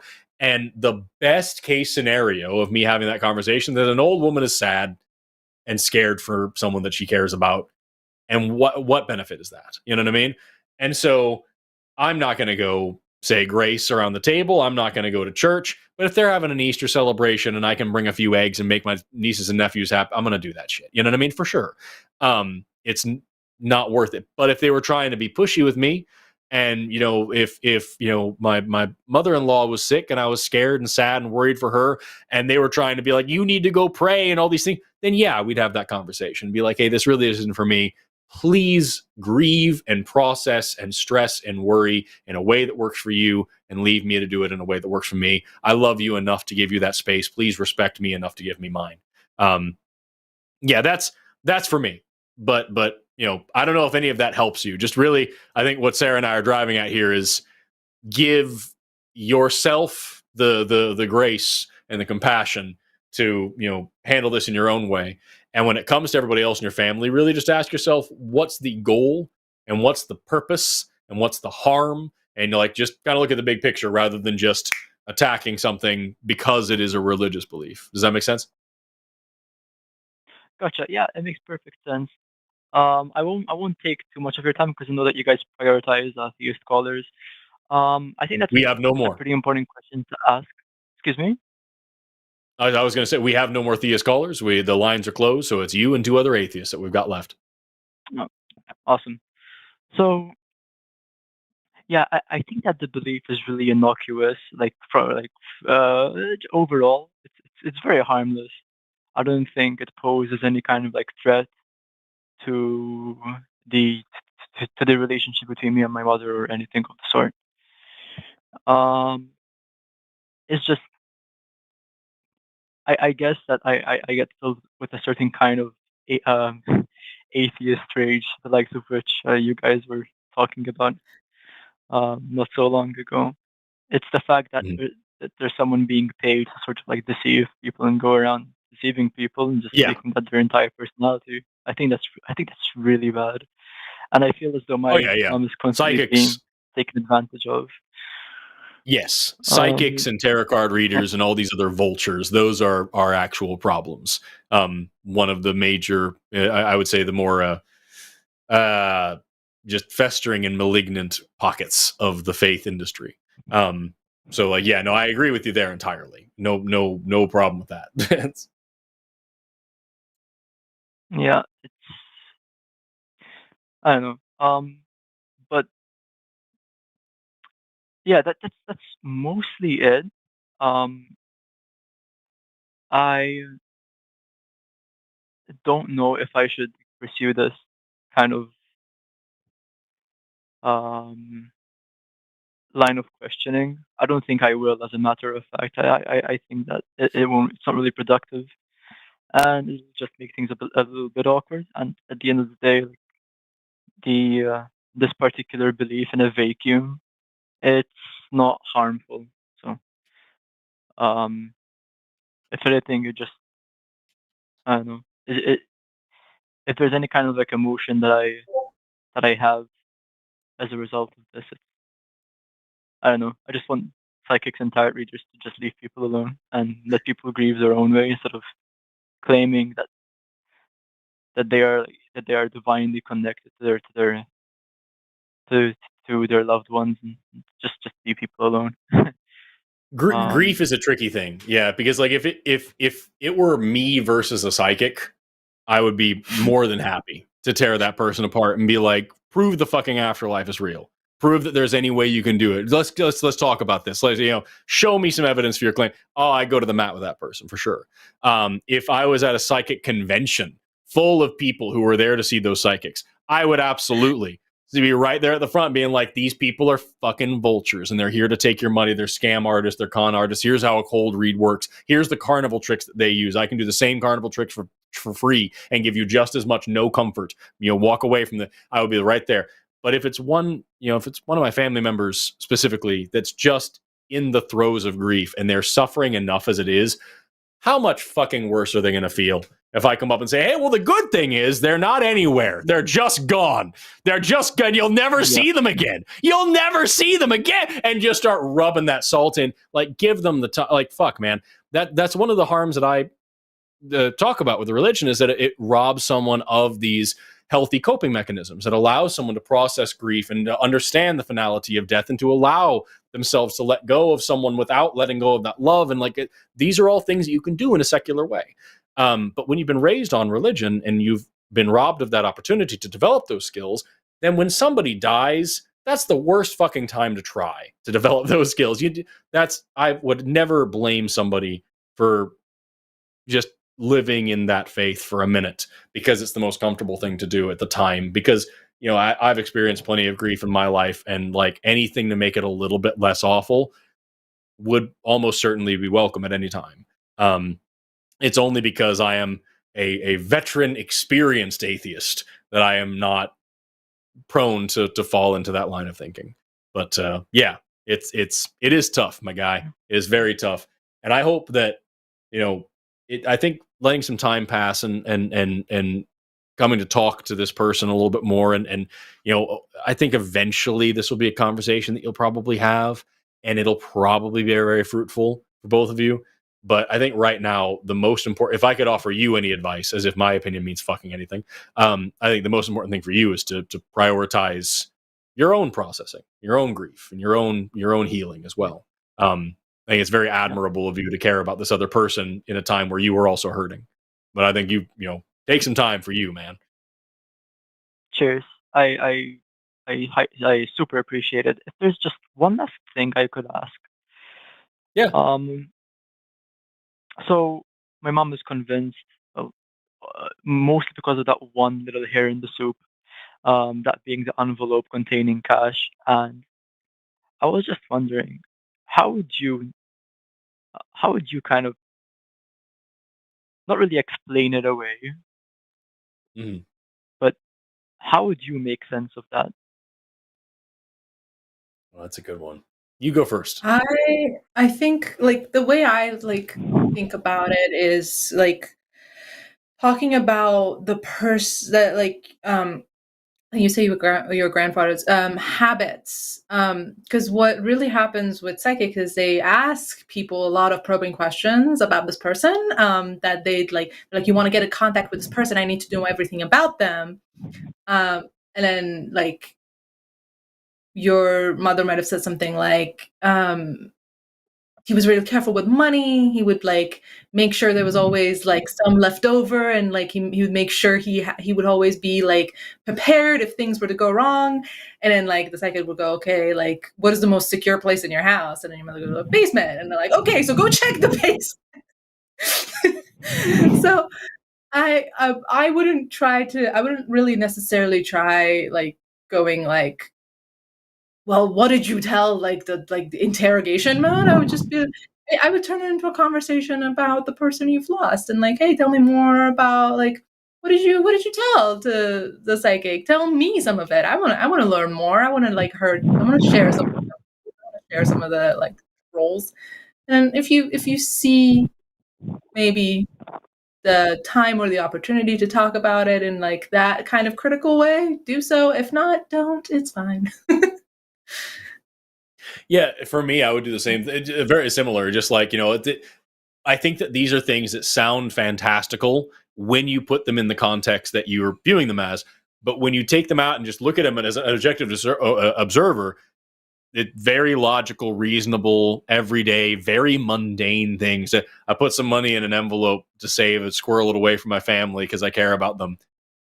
I do that shit. I don't put money in an envelope, but like things like that, I do that all the time. And I guarantee, after I die, but my wife has made jokes to me before.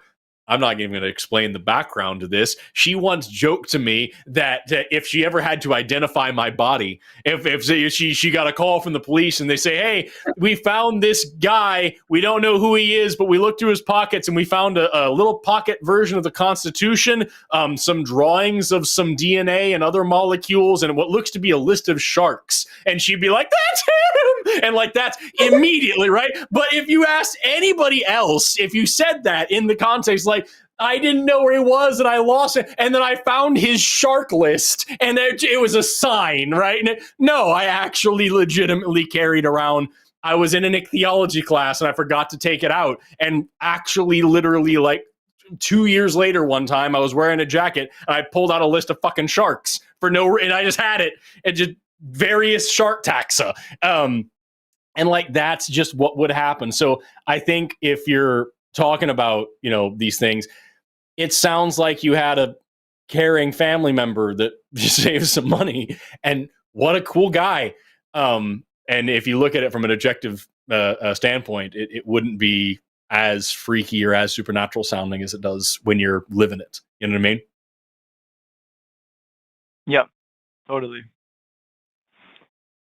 Yeah, man. I really appreciate you calling in and talking to us. Oh, pleasure is all mine. Thank you very much. I will replay this call tomorrow as well to kind of just get a gist of everything all over again. Thank Most you very definitely. much. And feel free to call back. And meant a lot to me. Thank you. It means a lot to us that you would spend this time, especially when you're going through so much, to talk to schlubs like us. Feel free to call back, and either next time I'm on, or if you want to get the opinions of other hosts, like the door is always open for you, my guy. Cheers. I appreciate it. Bye. And please keep making videos about evolution. They're super interesting. See ya. Don't tell me what to do. I will. I'll see you later. Bye-bye. See ya. I've got a video coming out tomorrow, actually, over there on them UBTubies. The site that you're on right now, if you type my name into the bar up above, you'll find this channel, which is all about me because I made it. And I'm putting out a video tomorrow about the science of capsaicin. We talk about the evolution of spice and people who like spice and what that's all about. And in order to explain it, I'm doing the Hot Ones challenge the whole time. So I'm eating progressively spicier wings while explaining how capsaicin works. If you like bad videos, watch that one, y'all. It'll be coming out tomorrow. Lovely. We've got a couple more. We've got, this one is Ricky calling in from either Florida or Fat Lumps. What? Wants to talk about countering indoctrination in your child from a co-parent. I've had this conversation many times. Dissect the child, but hey, we'll see if there's another way to go about it. Ricky, you were on the line. How are you doing? I'm doing all right, man. First of all, it's really rude that you don't know about fat lumps. We here are people. Nah, We have a place. I'm, one of I the- live in Oklahoma, and we have a place here called Mounds, which is named after the burial mounds that are here. But just Mounds, Oklahoma. It sounds like it's just a curvy part of the state. Yeah, it's weird. Anyway, Ricky, tell me what you're calling in about. What's going on? Well, I'm one of those angry atheists. So here's the thing. This is kind of resolved, but like any good person, I want to reflect on what I did and see if I did anything that could be improved on. So I have a daughter. She's 11 now. But when this was happening, me and her mother had separated, and she got married to a Southern Baptist. And if anybody doesn't know that, they are the Bible is literal type people. And when I found this out, I immediately looked into it because the last thing I wanted to do was try to indoctrinate her as like a counter to her atheism or to her religious, fundamentalist coming in her. She was 7 at the time, so like she is very, very moldable, shapeable, and I was like, how do I do this without just telling her, no, you need to believe this? So I like to argue. I like to reason things out. And so I was like, okay, this is going to be good. This is going to be, I'll be fine. We'll get through it. But it's really easy to look at something and say, okay, I got a plan. And then it starts to unfold in front of you. And you're like, wow. So the first thing was she's tears in her eyes. She's looking at me, Dad, you're going to hell and I want to save you. And I was emotional. And the thing is I don't believe in hell. That was not my problem. It wasn't like I was scared all of a sudden. It was my daughter is going through a very stressful situation right now. And I don't know how to like do this. I don't know what to do. I had to just tell her like, hey, I don't believe in that. So like, I'm not afraid of it. And it's okay. Like it's going to be all right. And, we kind of got through that. It was really hard, but then I became very angry at the situation. And I was like, okay, like now I gotta buckle up. Like this isn't okay. But then it started to get progressively worse. Now she goes to my wife and tell my wife, you need to listen to Dad because he's the head of the house. And he is the person that you need to listen to because he controls everything. And I'm like, yo, like that's not okay. That's not okay. So it took a long time. And sometimes the trash just takes out itself and they split up and everything.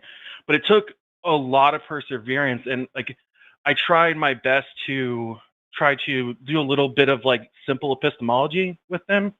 Like, hey, sweetie, like this is kind of, why do we believe this?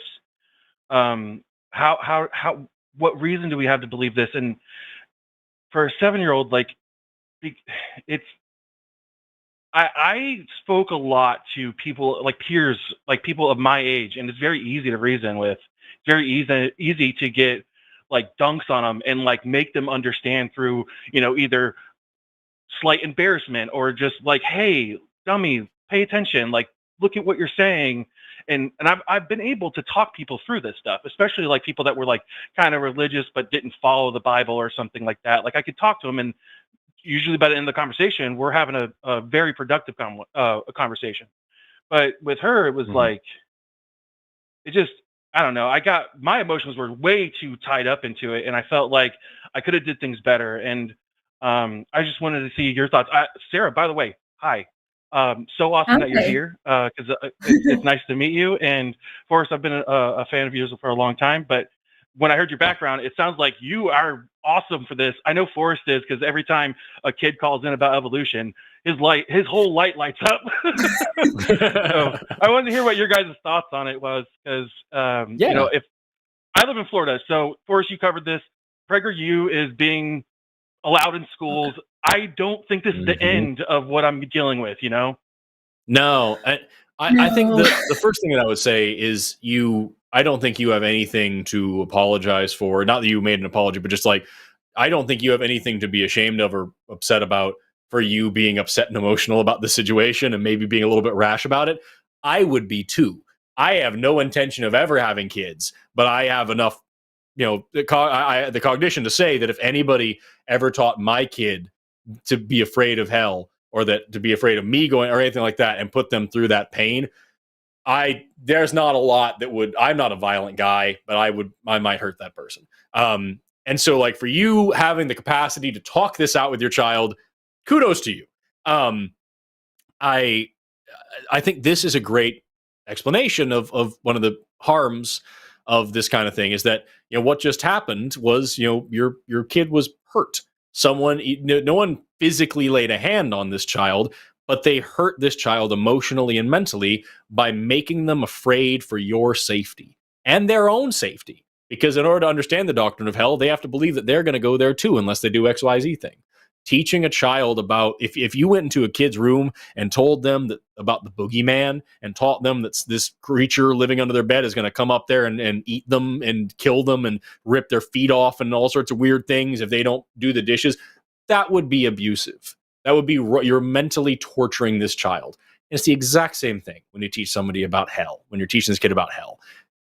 So that is, it's a mental abuse that this person is doing. And what's the damnable misery of it is that you can't even really blame this boyfriend, because the only reason that he, as a Southern Baptist, is teaching this stuff is because he was equally abused and taught the same evil shit. And just like with the caller that we had a minute ago, believes that this is the moral necessity, that he must pass this doctrine along in order to save this child. Oh, he must have really cared about that kid to do something that he thought was so right that was actually so hideous. As for me, when I look at this situation, I'm not going to tell you how to run your relationship with your ex or anything like that. You can decide what's best for you. But I would say, between me and that kid, the lesson that I would be teaching here, rather than, like you said, you don't want to go ahead and try to indoctrinate them the other way. That would be just as atrocious. But I think it's a great time to teach that, like, hey, just because somebody's a grown-up doesn't mean that they got it all figured out. I'm still learning. I'm slapping the shit out of my microphone today. I'm still learning stuff. Mom's still learning stuff. Boyfriend's still learning stuff. My girlfriend's learning stuff. But whoever you meet at school is still learning stuff. That's the cool thing about being a grown-up, is that as you continue growing up, you learn new stuff all the time. And the way that you see the world changes from time to time. And that's okay. And just a minute ago, you didn't believe in anything like this hell, and then this person does, and I don't. And these are all very different ways of looking at the world. So let's talk about it a little bit together. Let's see if we can maybe flesh this out and see what you come up with. And remember that you're only however old you are. I'm however old I am, and I'm still learning stuff, and I'm still growing up, and I'm still getting better and figuring. So, like, maybe down the line I'll change my mind too. Probably not. But, like, let's figure out what works best for us. And, like, kind of teaching them a lesson of, like, how to think critically at this age, using this bad thing as a tool to make a good thing happen. Oftentimes, when something is dramatic and painful, it's something that we can use to make something good somehow. It's better off that it didn't happen, but if we have to have something shitty anyway, let's at least make a nice sculpture out of the shit. And that's kind of how I see, with this is but that's just me. Sarah, do you have a different opinion? No, I think that covers it really well. And, like, the way I was going to answer it is, I don't have children, but I was a kid. Yeah. And the way that, like, plays in for me is, I was a kid with parents who were not religious, but with a government that insisted on indoctrinating all the children in the school system. So I've definitely had the experience of when I was, like, really little, like, when I was 7 and 8, 7, 8, 9, I definitely had the experience of, like, what I was being taught in school, like, really, like, affecting me. Like, I remember my mom was pregnant with my little sister, and it was a really harsh pregnancy. And she had to be, like, rushed to the hospital, and it was an emergency C-section, and she, like, almost didn't make it. And 7-year-old me was having nightmares about hell. Like, Mhm. it affected me. Like the things that we were being told in school was affecting me. I was like, oh, like I have done something wrong. Like our family has done something wrong. My mom has done something wrong. Like, this is punishment. Like, Yeah. and I think the way and like the way that I'm like, of course, I am now an adult and okay and like healed. So there's hope that your daughter will be fine.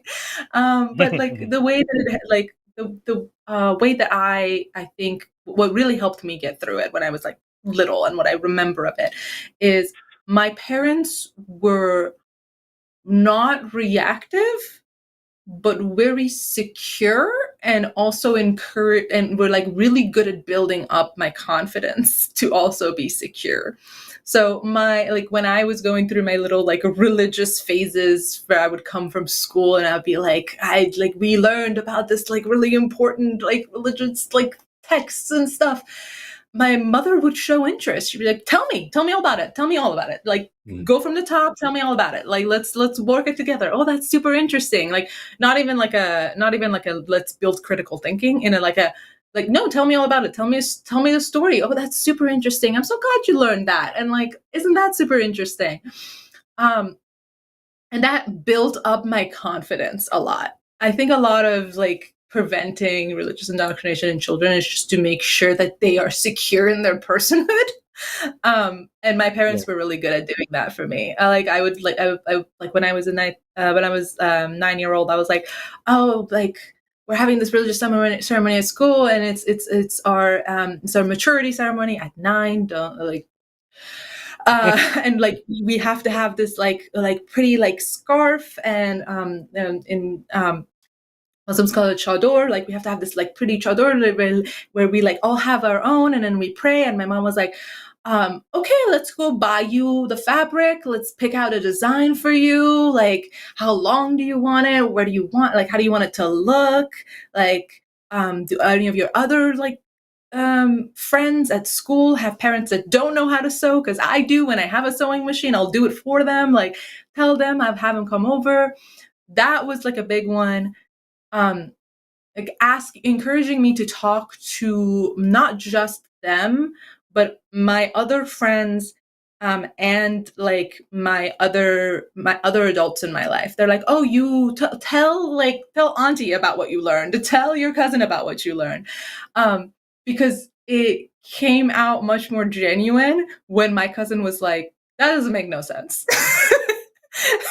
When like a person that was 2 years older than me going, no, versus my parent going no, and I was like, well, my school told me that you were going to hell, so I don't believe you.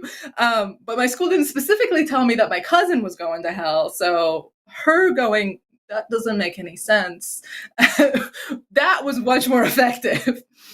So really, like, I think you've done like a fantastic job in a really horrible situation. Being the kid that was like that, like went through that anxious like phase. But a lot of it just came down to my parents were really, really, really invested in not de-influencing me away from it, but more to just building up my confidence with it. Or like, oh, this is like almost treating it like a phase. They're like, we completely 100% support you in this phase. And like I when I was 10 or 11, I was like, this doesn't make no sense. And my parents were like, yeah, we knew. Yeah. I understand. I think the scariest part is this is like I'm the primary parent, so like I had it. I have my daughter 99% of the time. It's every other weekend, and it was still that venomous where like she's calling out my wife and stuff, and I think that's where I kind of drew the line, because at first I felt like that approach was the way I wanted to go. Like, okay, cool, let's open the book, because I always say to anybody, it's like, you know what, you want to believe this, fine, let's open the book and talk about it, because there's a lot of stuff I can point to in that book and say, hey, do you really believe this? Is this what you think? Like, you think this loving God should say, hey, Abraham, kill your son? Like, you think that's a good person? But like, that's what I thought was going to happen. And that just wasn't happening. It was a whole other, mess of stuff. And, I struggled really hard, and I'm glad that I got through it. But like, I constantly think about it because like, I am not stupid. I know that I'm not the only influence on my kid. And I don't want to be the only. I don't want to be the only influence on my kid. I want my kid to, cherish the experiences of others and learn from other cultures and learn from other people and drink in this beauty that we call life. And so, like, I never want to stifle that, but at the same time, I don't. Obviously, I don't want her to fall into hateful, magical thinking. Yeah. And Yeah. like again, like organized religion is just super good at inducing shame, especially in like younger women, younger girls, just really good at hitting the spot with shame. And like my experience has been, it doesn't work as well if you build a really secure person, if you are invested in the person being just super, like having just like a really good self-esteem. And not 100% of that comes from battling, like counter arguing the religion. A lot of that comes from actually just not doing that and building around that and making sure they have a support system and they feel listened to and they know where to go and they know to ask questions. All of that just works against the shame really well.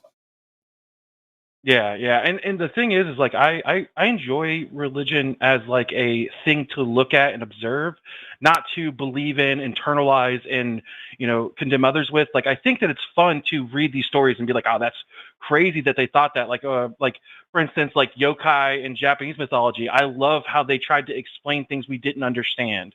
And so like I do open her up to things like that, but I was like, hey, take a step back and realize that like these are stories and some people believe them, but some of these older ones nobody believes in anymore, but they're the same kind of thing.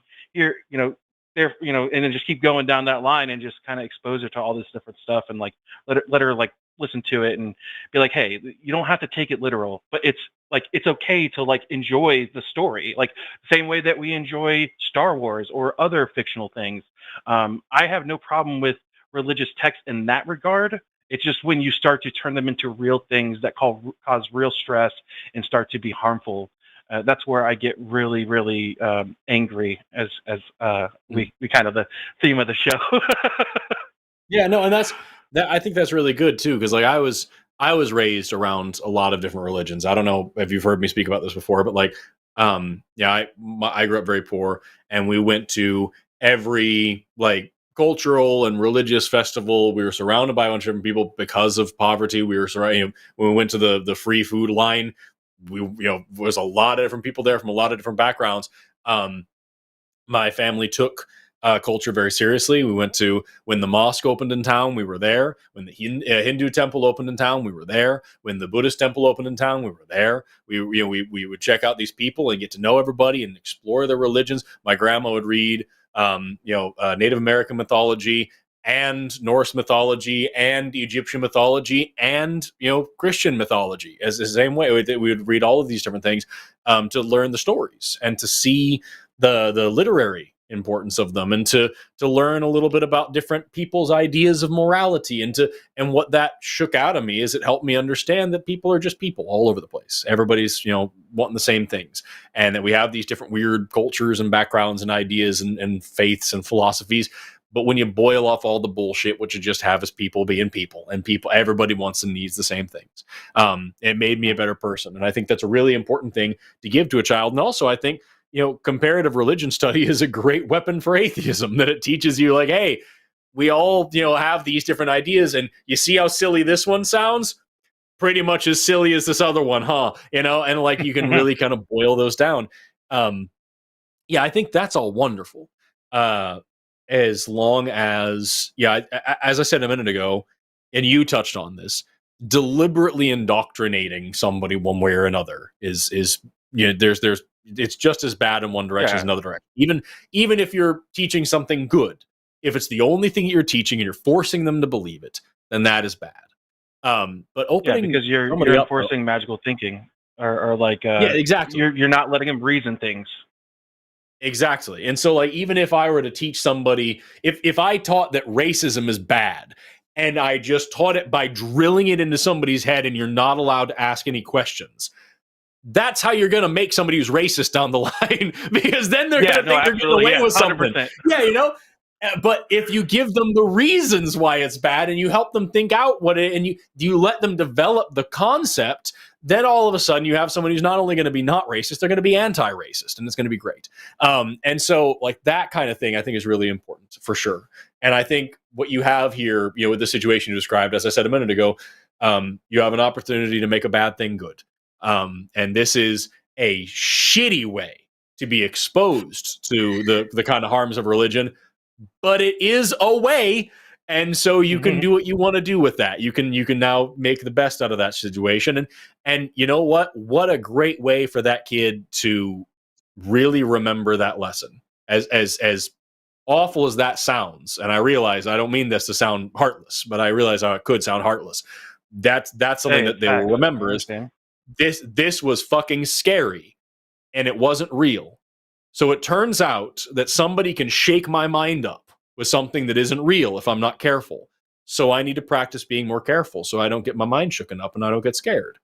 That's a great lesson for a kid to learn. In the same way that somebody might learn on the playground that there's some monster in their closet, and then they have to learn that that isn't true later on. And they learn that somebody fucked with their head. That's happened to all sorts of people. So yeah, that's what I would say in this particular, vein. And here you have, it's I think this is a really cool, I like this show a lot, because here you have two people on both, Sara and I are both atheists, and we're both very adamantly pro science and pro critical thinking and all these things. With us, we just had a discussion a few minutes ago about how angry we should be about this. And yet we're still on the same side and the same page. So there's no right way to do this. I think that, like I said a minute ago, I don't think you need to, I'm not going to tell you how to handle your relationships with any of your family, but I think this is an awesome opportunity for you to have this great discussion with your kid that could last for years. And maybe they'll come to a slightly different conclusion than you. Maybe they'll be more or less angry than you are. Maybe until I was about, probably 23, I loved the whole, probably a little bit later than that, I loved that Gandhi quote that religions are all beautiful flowers in the same garden. I said that shit all the time. I loved that. I was so nutty. I was a pantheist for a little bit there. Like, everything is God, and then I realized, like, what's the word? What does that even mean anymore? Right. Well, and that's I was an atheist, but I was not nearly as vitriolic as I am today. And so I was like, oh well, I know it's all the same, and it's beautiful, and it's all lovely, and all these things. And it wasn't until later that I became a lot more, adamant and a lot more passionate. And so, like, that's that may be a phase thing that you can go through and observe the development of your child's young mind. What a cool thing you get to do. But yeah, that's all to say, I'm fucking very sorry that you and your offspring had to go through that.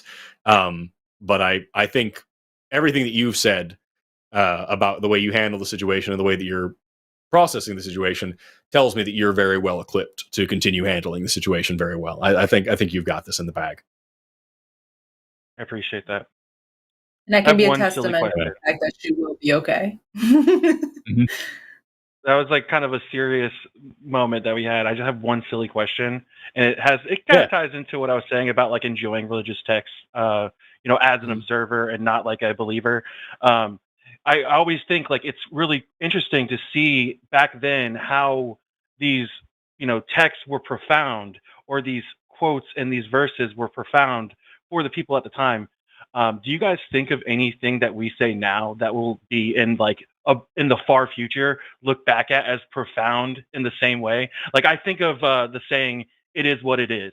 It means so many different things that, like, I always think, like, if somebody got that, like, they'd be like, "Oh my God, how profound is that? It is what it is."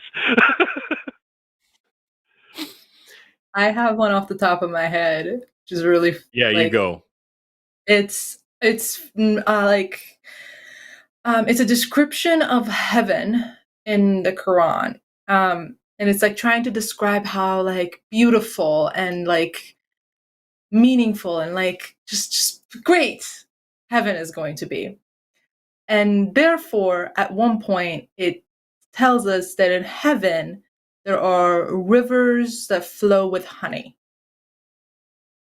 Gross. And that it's like sounds so poetic. Like when you think about it, it's like, oh, rivers to flow with these sweet, like magical, beautiful things.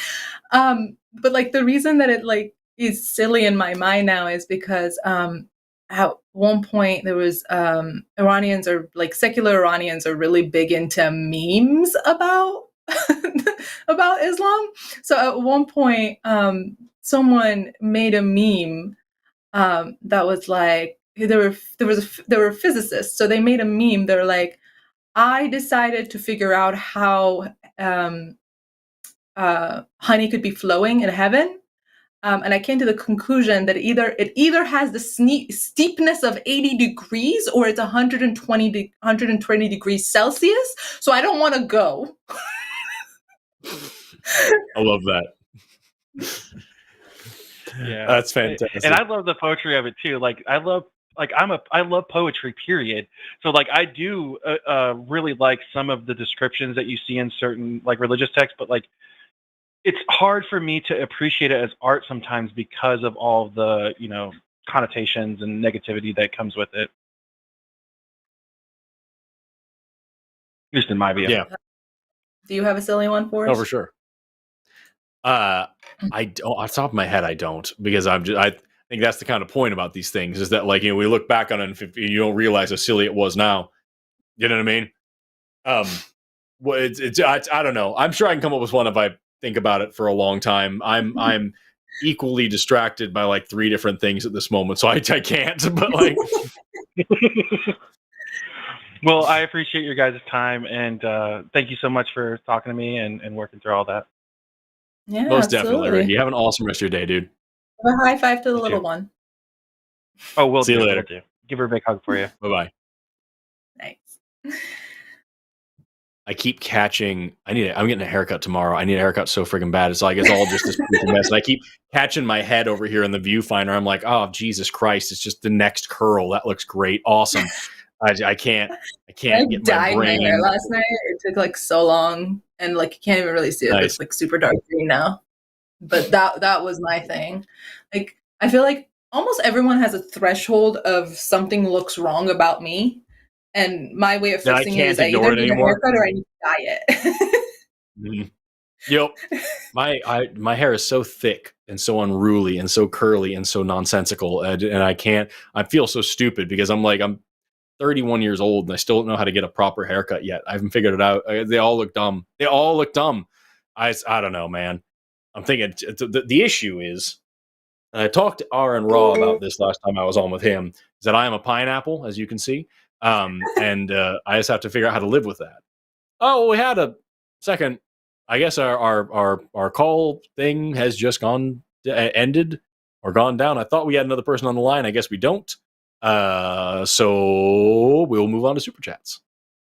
Sounds good. Bring on the super chats. Make the thing happen. Put us over there. Shove us in the corner. There we go. Yes. All right. So traditionally with these, either I'll read all of them or the person producing will read them, but I don't think they want to do that today. Or we can alternate, or I'll just fucking read them. But do you have a preference? Do you want to read any of these? Look at how bouncy it is, y'all. Do you want to read any of these? You want me to? I can read some. Yeah, I don't mind. Sure. All right, I'll do this first one for us. This is 12 euros. I don't believe that's real. From Tino White. Is it White or Wit? Probably Wit. Since US seems to have switched from month to day to years, from the slashes to the dots. I didn't hear that. What are you talking about? With everybody else using day, month, year, how do you something? What happened here? Did we get a character limit? We usually don't have a character limit like that. Amargan, am I missing something? Is there a chunk of this that I can't see? There is a character limit, but it's longer than that. That's bizarre. How Well, I'm going to make up the rest of this. How do you even know what month it is? Well, when you have a 31 in the second slot, then we know that's not the month. That's how it works. And also, don't you know that like you have a pyramid of days, and months, and then years? For us, it's more of a sandwich where you have the months on top and the years on the bottom and the little days in the middle. So just consider it as a sandwich rather than a pyramid, and you'll be much more American.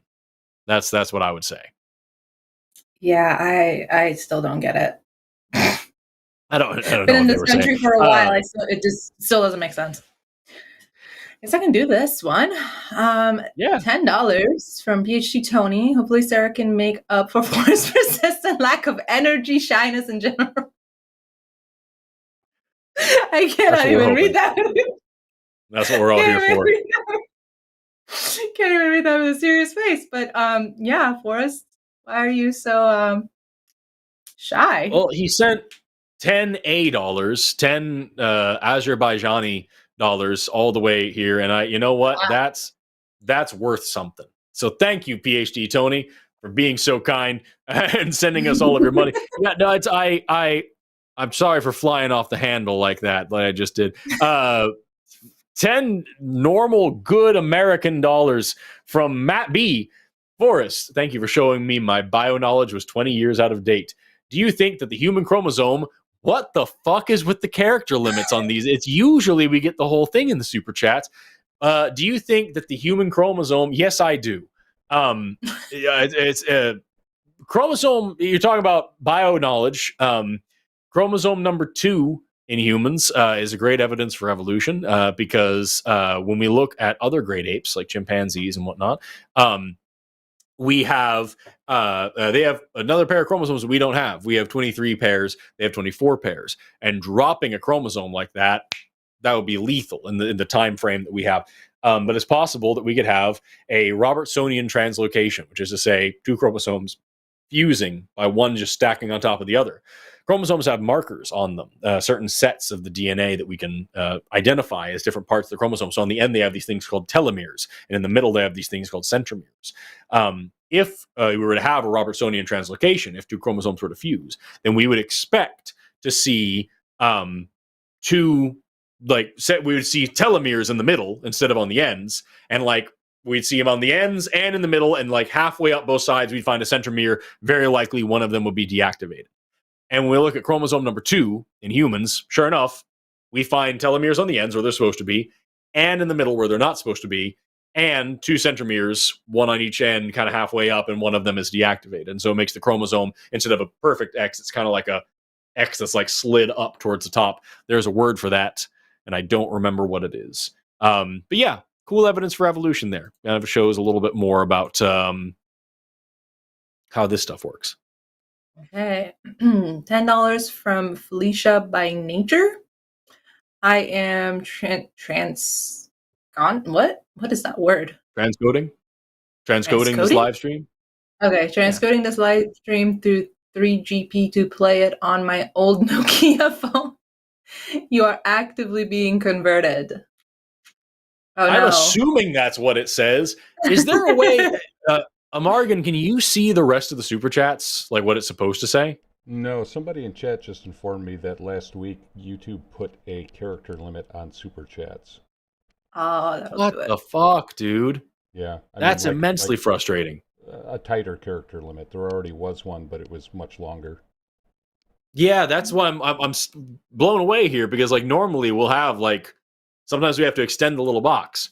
I'm deeply sorry to everybody who spent money to send something that we might not be able to read, that we really didn't expect it to be this way. I don't have any control over the situation, unfortunately. I'm just here. And that's, most people don't even like that.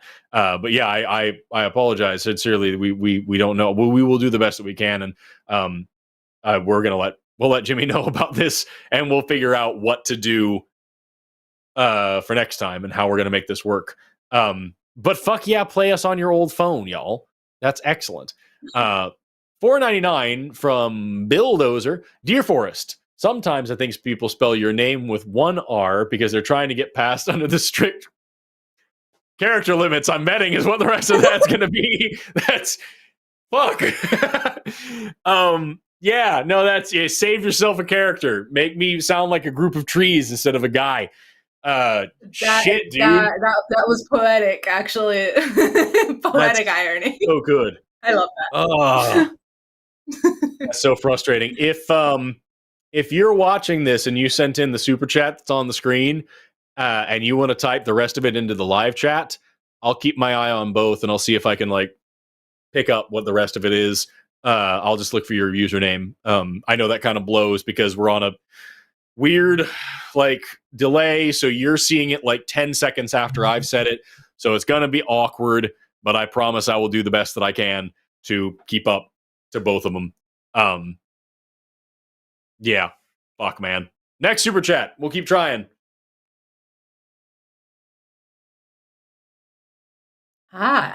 Rose. 5 pounds. Pounds, sorry. I don't know my symbols if you don't know. It's not obvious. 5 pound for Mystic Mind Analysis. Why is worshiping Yahweh preferable to worshiping Cthulhu with the latter Listen, now you're gonna have that one song from TikTok stuck in my head. People know the Cthulhu song.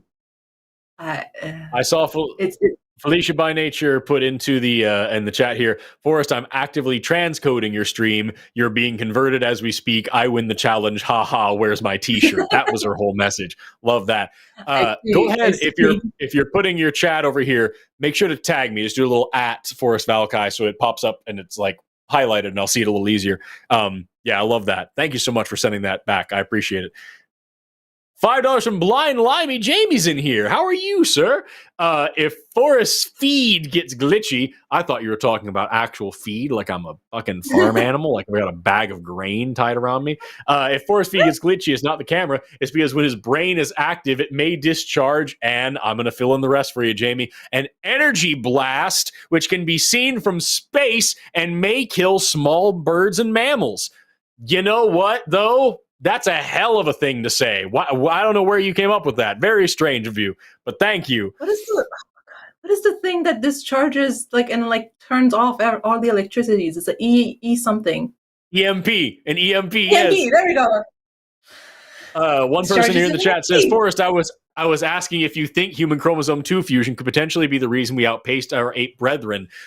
Probably not. That's just a consolidation of chromosomes. I don't think that alone is the reason we outpaced some people. The main issue for us, or the main driving force between us and other great apes, was particularly brain development leading to tool development. And that I don't think has a specific... I don't think that's on chromosome 2. Yeah, good question. It's definitely an identifiable marker because that would have happened between 7 and 9 million years ago, if I remember correctly, somewhere in there. And so it's like this is definitely a splitting point that we can use to track and see what's going on. But it's not. I don't think that chromosome fusion is like. I don't think it's anything besides the fusion. I don't think it had a particular benefit that way.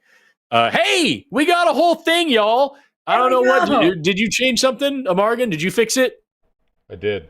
You want me to go back to the others? No, this is great. We're already here now. The others are dead. They're gone forever. This is perfect. I don't know what you did, but it's great. Good for you. Tell Jimmy to double your pay. Right, I have no control over that decision, but I'm happy to sow that issue into your life.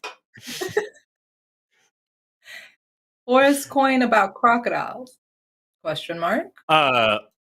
So Forrest coin, just to be clear, is a thing that we did a little while ago where you could insert a coin to one of the hosts like a machine and they'd crank out a fun fact or something about so a fun fact about crocodiles, y'all.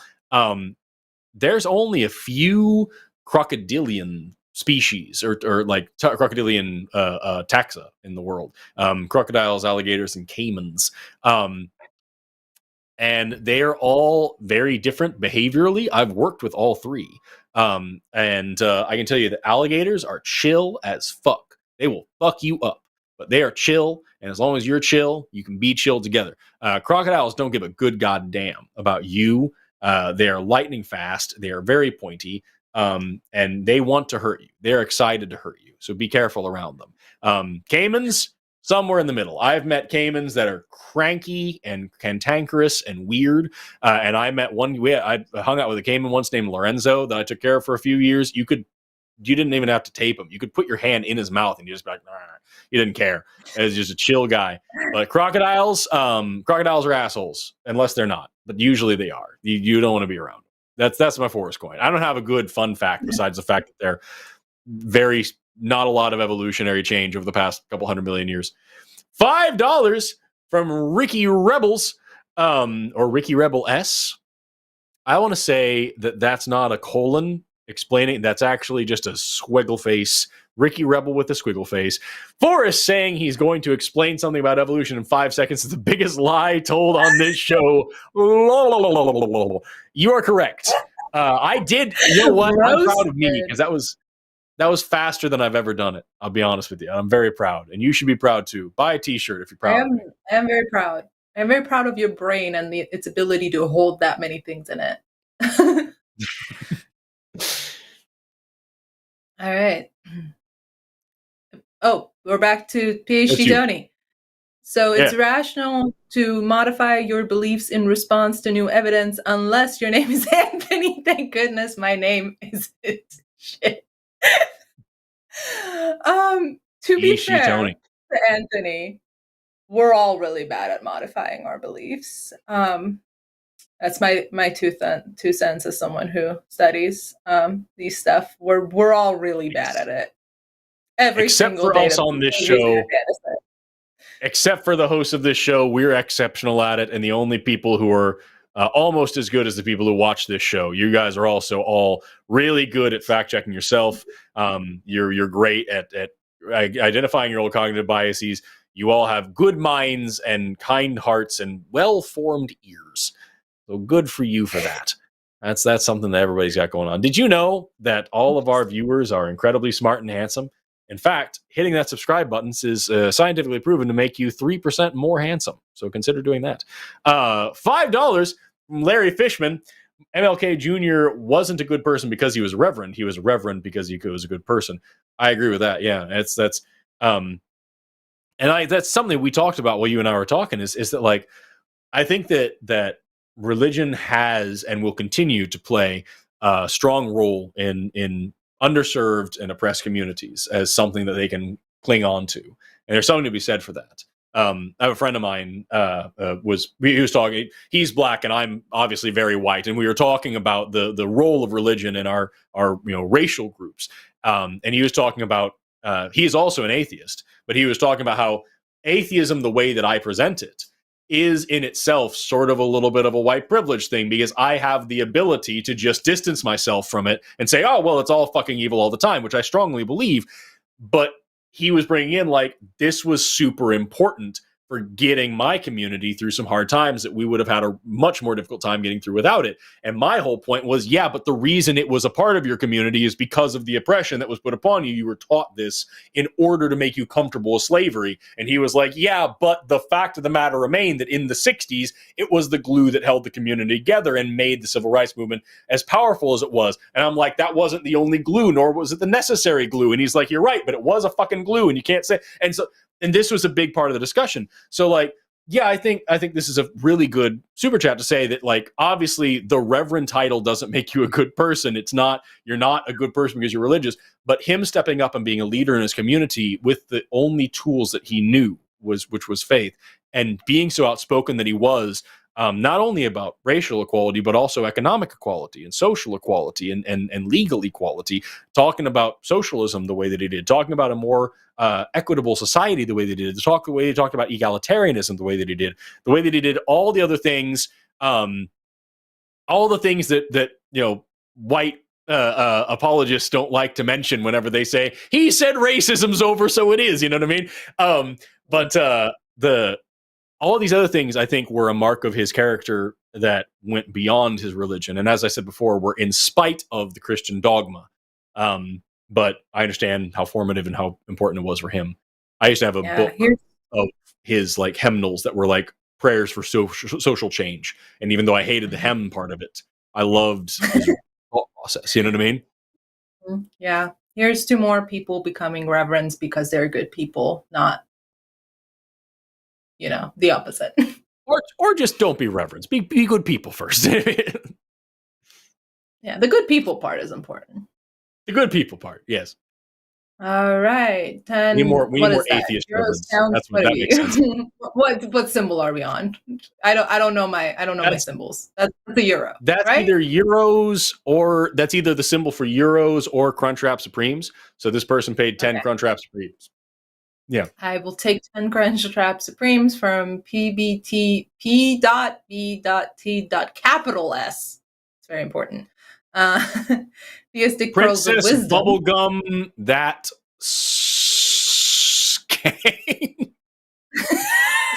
don't. No, Disrespecting Princess Bubblegum. Go on. Go on. The person waiting for the whole show who was dropped just when you wanted to get to me. Abiogenesis is a logical consequence of Earth not having biological life in the beginning, right? This is a you question. So you were the person that was waiting. Yes. Thank you so much for waiting for as long as you did. I'm really sorry that we didn't get a chance to get to your call, and I'm sorry you had to spend money for us to see your question. So I wouldn't say that it's logical that life happened because it hadn't happened yet. I would say that it's logical that life happened because of a couple of factors. Number one, and I saw also in your call screen, I believe you mentioned something about like the validity of concepts like panspermia as well. I think it's important to say that, number one, as I mentioned to Anthony, all of the building blocks of the major macromolecules of life have been found in space. They self-assemble both in laboratory settings and out in the field. We've seen it happen. It's just a thing that can occur. So we know that all of the parts of life form themselves. We know that the parts of life build into the long part, the major macromolecules, those assemble as well. We've seen that not as clearly, but we're building more and more evidence of that. There was a really cool thing about like RNA self-assembling under the influence of certain minerals recently, which are super common. There was a thing a little while ago, I think it was a couple of years ago, showing how proteins can start to elongate back when there's like micro droplets of water, the kind that you would expect on ocean spray. Not the juice, but like when oceans hit into tide pools, and it's given a lot of revitalization to the tide pool model of abiogenesis as opposed to the hydrothermal vent model of abiogenesis, which was prevalent for a little while. We're looking now back to tide pools. What I think is important to point out is that the sheer speed that with which life came about on this planet is indicative of the logical necessity of life being a thing. So I don't think it's fair to say there wasn't life, so there probably would have been eventually. But I think looking in retrospect and saying like the end of the Hadean period to the beginning of life was like maybe 500 million years or so. So you've got relatively the blink of a fucking eye where life starts happening. And what I think is especially interesting about that, to your question about panspermia, is that when we talk about life, we're talking about these very specific conditions for these things, these macromolecules to assemble. And for, the beginnings of life to start brewing, very specific temperature, right? Very specific pressure, very specific water concentration. There was a time in the universe, after the Big Bang, everything's super hot and dense, starts cooling down, and eventually we get to where we are now, where the universe is very big and very cold. But there was a time in there, few 100 million years minimum, where literally the entire universe would have been like a good temperature for starting life. And it's not, I'm not saying this is a reasonable or true or testable thing, but it's not wildly crazy to say that maybe in this time, like the building blocks of life, the seeds of life were just happening like crazy, and that they are now seeded all over the universe, and that they're everywhere, and that life occurring on any planet that happens to meet those same conditions again, the right temperature and the liquid water and all these things, that would then be a logical inevitability because life already got started on getting started 13 billion years ago. And now it's able to actually get started in anywhere where the conditions are right. That's a crazy fucking cool thing to think about. I think that's what I would say. I don't think it's reasonable to say that it's logical because it didn't have it, so therefore it would. But I do think it's logical to say that all the components for life we know make themselves. Life happened really fucking quickly, so therefore it must be really easy. And it's at least not stupid to say that life might be, or the ingredients for life might be much more widespread than we thought previously. And that's fucking neat. 999 from Eli. I feel that angry atheism is the result of bearing witness to the harm of unchecked religious practice, as well as the understanding to its hindrance of progress, social and technological. This is more a challenge to what you were saying. What do you think? Absolutely. I don't think it's unjustified. And I want to clarify that when I say angry atheism, I don't necessarily mean that really bad, harmful ideas that are like daily harming people should not be challenged. That's not what I mean.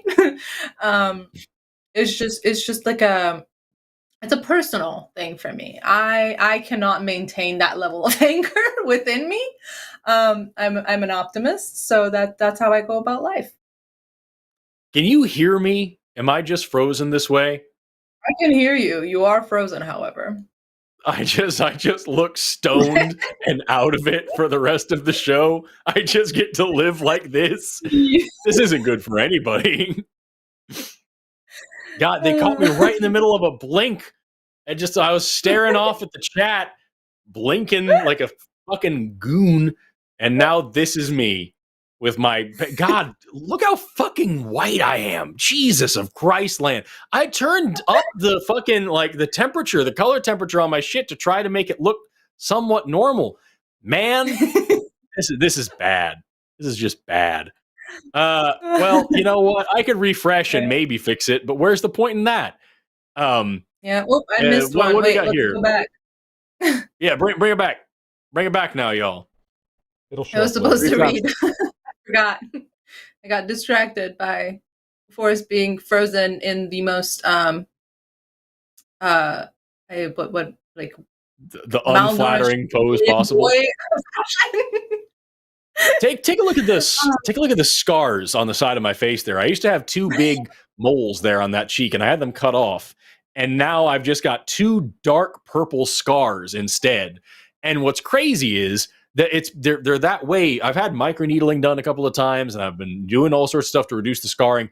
And like it's just that there's still some pigment there. It's just hyperpigmentation in that part of the skin. So I've got some overactive melanocytes living down there. So I got some bleaching cream from my dermatologist because I needed to be fucking pastier, right? To try to like turn those melanocytes off.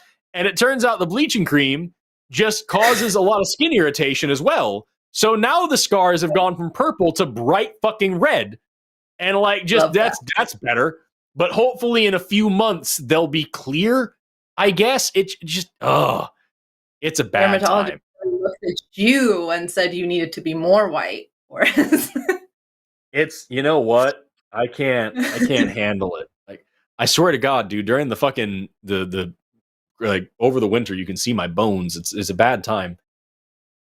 I'm gonna read this thing. We got $5 from as jail.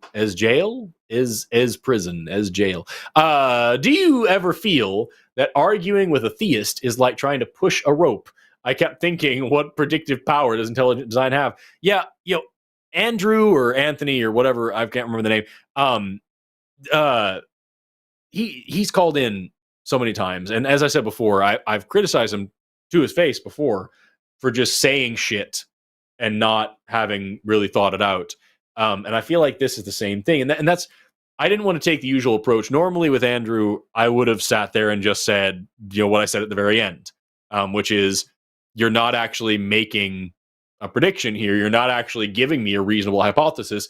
You're giving me an assumption and saying that it should be the base, the starting point, when I'm making no assumptions as the starting point. And I don't see how you don't see the difference. But I really wanted to kind of just try different techniques today. And I'm really excited that you were here specifically, Sara, because like I know, like I said, this is your area of expertise. Why do people continue to believe things when the evidence is overwhelmingly against them? And I'm glad that we were able to kind of pick at his biases and his ideas for a minute and why it matters to him to believe these things. I don't think any of it's going to stick. The first time he called in, you can find the clip on this show. The first time he called in and talked to me, he was saying that religion is more probably true than atheism because religious people have more children. And that means that it's evolutionarily advantageous to be religious. And we're like, even if that's true, that doesn't make it true. You know what I mean? That does it. And by the end of the call, he was saying that the more religious a society is, the better the society is. And his example of a flourishing religious society that we should all strive to be was Saudi Arabia. Ooh. Yeah, kind of rough, right? And so fell many Middle short of Easterns saying cringed in their bones. it's a bad time, right? And then at a certain point, we asked, like, how good are religious societies for women or LGBTQ people? And he was like, oh, well, those are only good in secular societies, but religion is good because it allows secular society to flourish or something. It's a bad time every time this person tries to make a thing happen without thinking about it. It's bad. All right. What was the last super chat that we skipped? Was this the last super chat that we skipped? I think so. Yeah. Okay. $20. It's $20. Nathan. Nice. Forrest, I'm looking forward to an updated Sex. The sensibility. Okay. It's one of your videos, sex and sensibility video with less table slapping. But I live for hour-long stream with Gustic Kaboom. Can't wait for the next one. I'm still working on it. I really am working on it. I know I say that a lot, but I actually am pulling together some cool shit for it. I'm making it better. And there won't be as much table slapping, and I'll use a different music track in the background sometimes. It'll be great. And the degree that I'm finishing right now, I need a couple of research credit hours for, specifically in human anatomy. And so I'm going to use that. I'm actually going to write up the script for the video and turn that in as my research paper, and then have my advisors and everybody look over that and critique it and make it better. And then that is when I will publish it. And I talked to my advisor about that, and he was like, yeah, this sounds pretty interesting. We have to work on getting it through your committee and all this stuff. And I was like, dude, I just want to make sure that when I inevitably bother you to fact check this, I get credit for it. That's all I want. You know what I mean? That's the point. I want to make sure you are legally required to actually give me feedback. Yes, you're going to make my fucking dumbass video about why sex isn't a binary that much better, and also graduate me. I'm going to refresh the page while the next super chat does the thing. I'll be back in 2 seconds. Sounds good. And it's still this way. It is still this way. What about, hold on, other idea. All right. Hold on. Wait a second. And then, yeah. Fuck. Hold on. Wait, I've got this. I swear to glob. Nope. Wait. Give me a second. We've got this. Hey, I got it. All right. I just had to wiggle some stuff around. I had to move some things, as is always the case, as is so often true. The trick was strategic wiggling. $19.99 from Kurt Barrett. What are those rocks behind you, Forrest? Meteorites or minerals? A little bit of both. So I've got up here are a bunch of meteorites from all over the world. So these are like fragments from various places. These are also some fragments from various places. Over here, oh my glob, dude, you got me started on this. This is a rose rock. These rose rocks only grow here in Oklahoma and also like one place in Africa. Look at how cool those are, right? We got some of these. It looks like a prolapsed butt. And then we've got a bunch of fossils up here. There's a bunch of fossils. This is some sun coral. all polished and smooth. See that? And then I've got like this is called peacock ore. It's a copper-based mineral that's like all purple and blue and beautiful. Got Looks that like bitch a prettier on a road pirate. trip. This whole shelf here is dedicated to rocks. This one's kind of a mixed bag. That one's kind of a mixed bag. This is the geology shelf here. This one in particular is one of my favorites. These are selenite crystals. These only grow here in Oklahoma. This is something that grows in Jet, Oklahoma. We have the Great Salt Plains, which are the remnants of a vast ocean that used to cover the United States during the Mesozoic era, called the Western Interior Seaway, went from the Gulf of Mexico all the way up through Canada. And here in Oklahoma, in northwestern Oklahoma, we have this place called the Great Salt Plains, which is just these dry, flat miles of just salt. Just salty earth, which is really important for the native populations who used to live here. They used to hunt in the area and also use the salt for preserving meat. It was important for the early colonizers. Thomas Jefferson, part of the Western expansion package, was he was saying that there was this area with a mountain of salt ripe for the taking. And because it is hard to tell if he was just bullshitting or if he genuinely didn't understand what it was. And people made fun of him when they were like, oh yeah, where's the lake of molasses out there too? But yeah, anyway, these crystals grow out there and you can dig them up and they have this distinctive little chocolate hourglass in them and they're beautiful. If you want to learn more about that, check out my last road trip video on my channel. It's called Fossils, Dinosaur Tracks, and something. I'll link it in the chat here in a minute. But yeah, there's a bunch of rocks. There's a bunch of rocks and there's a bunch of minerals and there's a bunch of fossils and there's a bunch of meteorites. This is just part of my collection that I keep back here for setting reasons. This is the back side of my office, and so I keep this over here so I can impress people who stare at me and see me sitting in front of books and assume that I'm smart when I'm really fucking not. Do I look good moving like this? This doing anything for you? Chat? Viewers? Like, this is how a scientist I think you're moves. enjoying being able to move.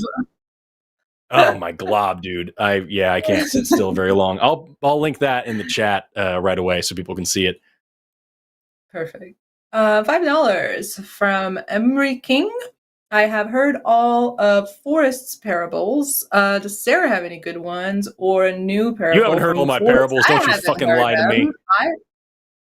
I haven't heard the parables. What are they? I have a great many parables. I'm putting that in the chat. It's called Breathtaking Views and Dinosaurs 2. It's my last VidCon road trip, which I can't give too many details, but there will be more road trip videos this year. There will be many more road trip videos because we're doing some really cool things. I have many parables. I was raised on like a lot of Buddhist koans and a lot of like Native American stories and whatnot. Just kind of make you a better person, and I've got a bunch of them. What like I'm trying to remember. For example, okay, so like one that I really liked that meant a lot to me. One that I liked that meant a lot to me and that made me a better person that I still think about a lot was the tale of the monk and the bandit. Maybe this person has heard this parable before. If you have, listen again because it's meaningful. It's one of my favorites, so I've probably told it on the show. The tale of the monk and the bandit is that there's this monk walking down the road, and a bandit jumps out behind the tree with a great big sword and says, "Your money or your life." And the monk says, "I have no money, so I guess you're gonna have to kill me." And the bandit's like, "Okay, I'll fucking murder you now." And the monk says, "Before you do, will you grant me one last request?" And the bandit's like, "Fine. What do you want?" And the monk says, "Cut the branch off of that tree." And the bandit says, "Easy." And he swings one swing of the sword, whole branch comes down. And the monk says, "Perfect. Now put it back." And the bandit says, "I can't put it. How on earth could I possibly do that?" And the monk said, "That's the lesson. Any idiot can break something. It's very easy to hurt something. It's very easy to destroy. It's very easy to kill. It takes real power, real strength to create, to heal, to help, to make something better. That is what a real power is, and that's what what really takes some talent.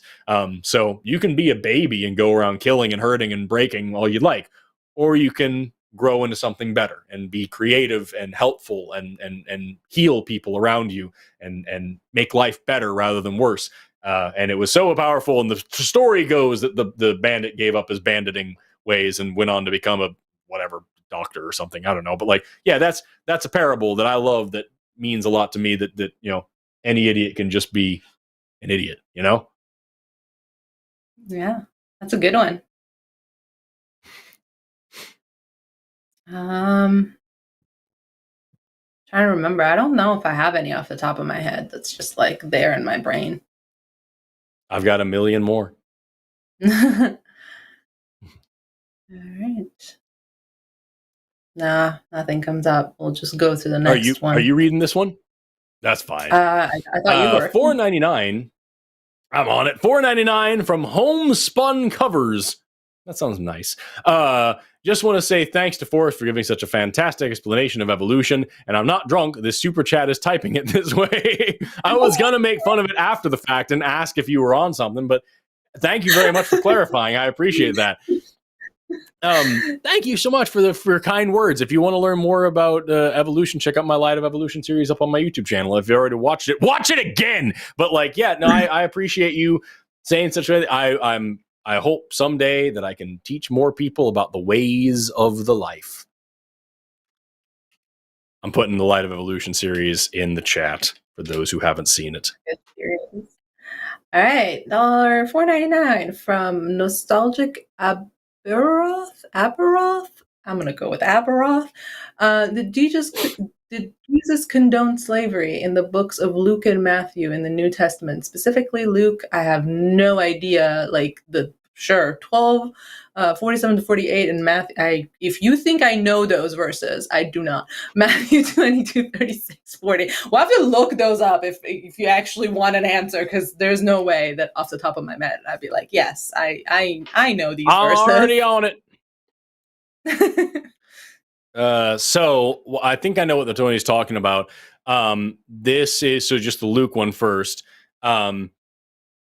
The servant who knows his master's will and does not get ready or does not do what the master wants will be beaten with many blows. But the one who does not know and does things deserving punishment will be beaten with few blows.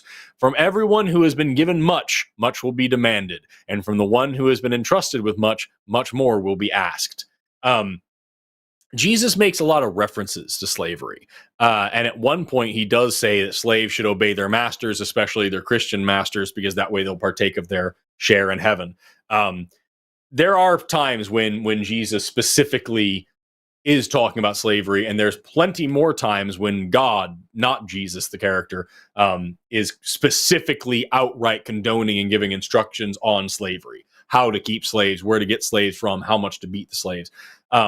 I haven't looked up the other one, but I would say if I were a religious person, I would argue that Jesus was making a reference to slavery, that he was giving an example based on slavery. Me arguing against that, I would say, why didn't he just say fucking don't have slaves then if he's so smart?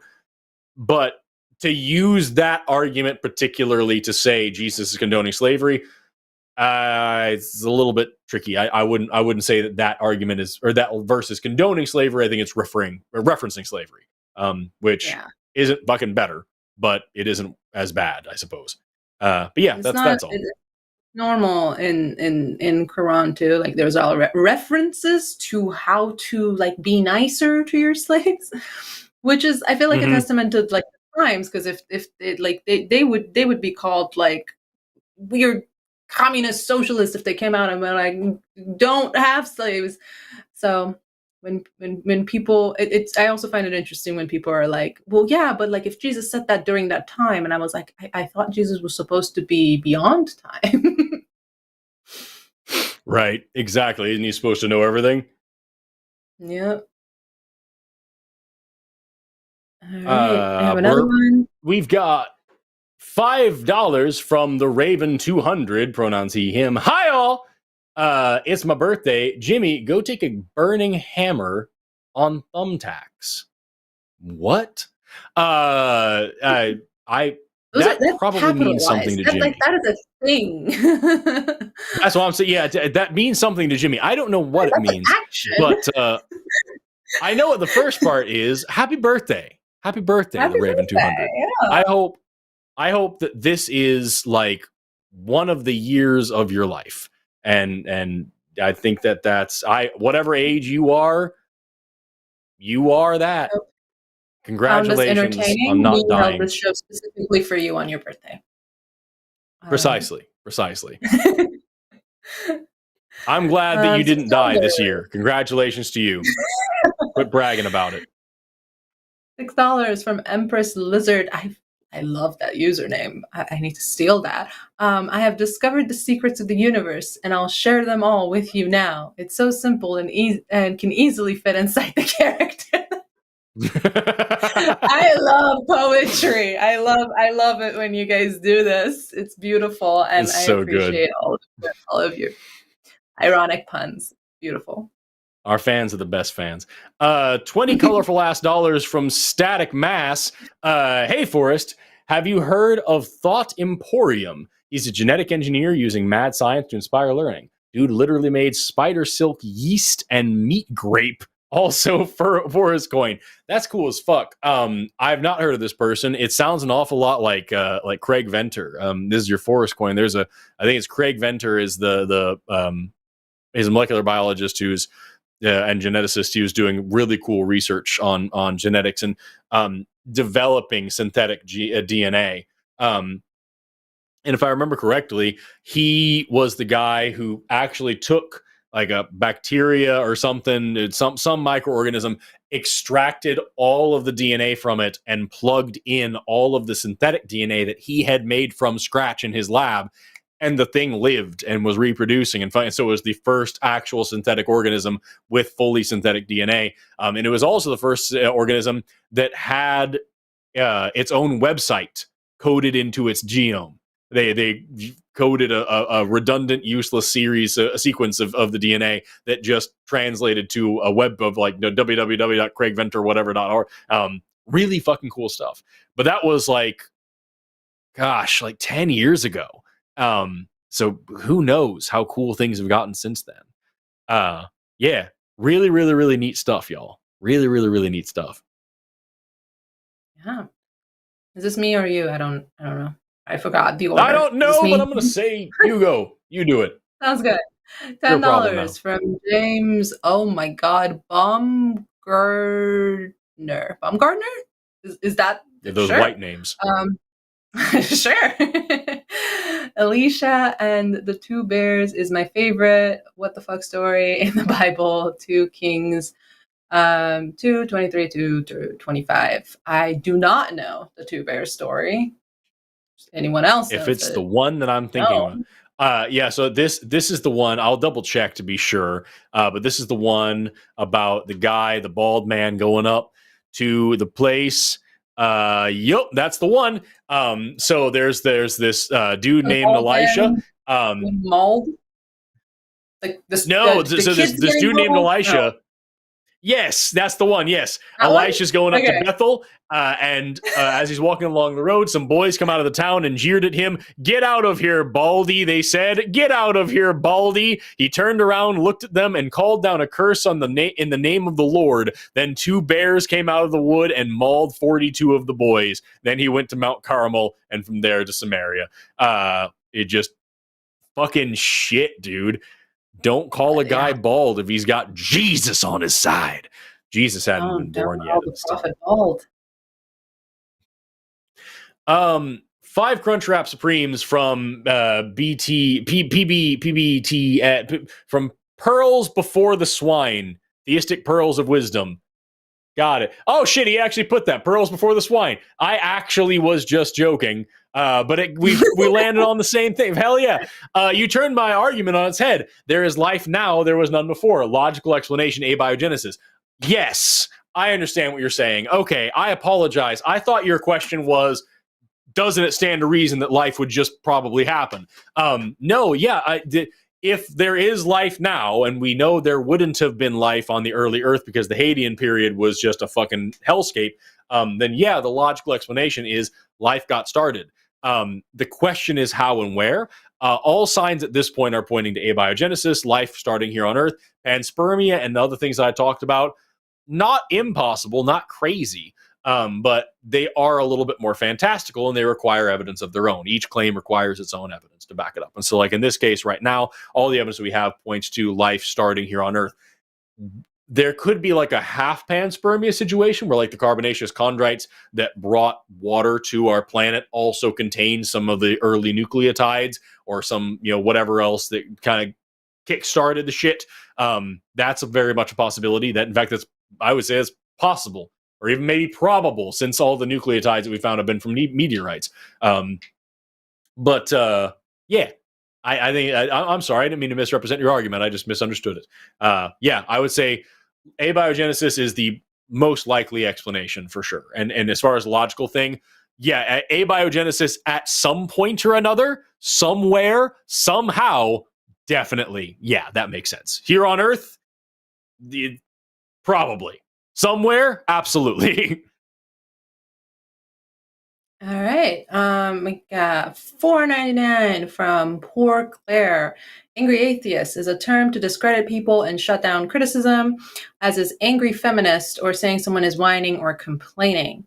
I'm going to assume this was before I made my clarification that I don't mean angry Probably. atheist as in you shouldn't be one. I think it's very justified. Right. I just think it's a state of being an atheist. I don't think it's I don't think it's necessarily a wrong state of being an atheist. It just is one. Yeah. And different people are different types of atheists. I just don't happen to be super angry. And that comes from my privilege. And I recognize that 100%. For me, it's I have criticized frequently on this show the angry atheist phase, and I've pointed out that it is kind of this seemingly inevitability when people are deconstructing. And I said all this a second ago, and I'm going to reiterate it briefly: is that people are just come out of their religion, they're hurt, they've been lied to for a long time, they're pissed off that their life has been they feel like some years have been wasted, and they're remorseful for the shitty things that they've said in the past and done in the past and believed in the past. And they're angry, and they go through this vitriolic phase of wanting everybody to know how evil religion is, and they don't care how shitty they are about it. And so they're the type of people who, will see someone praying and deliberately go and interrupt their prayer to be hateful. That is a thing that a lot of atheists go through. And I feel like the term angry atheist is justifiably applied, dismissively even justifiably applied in that particular situation.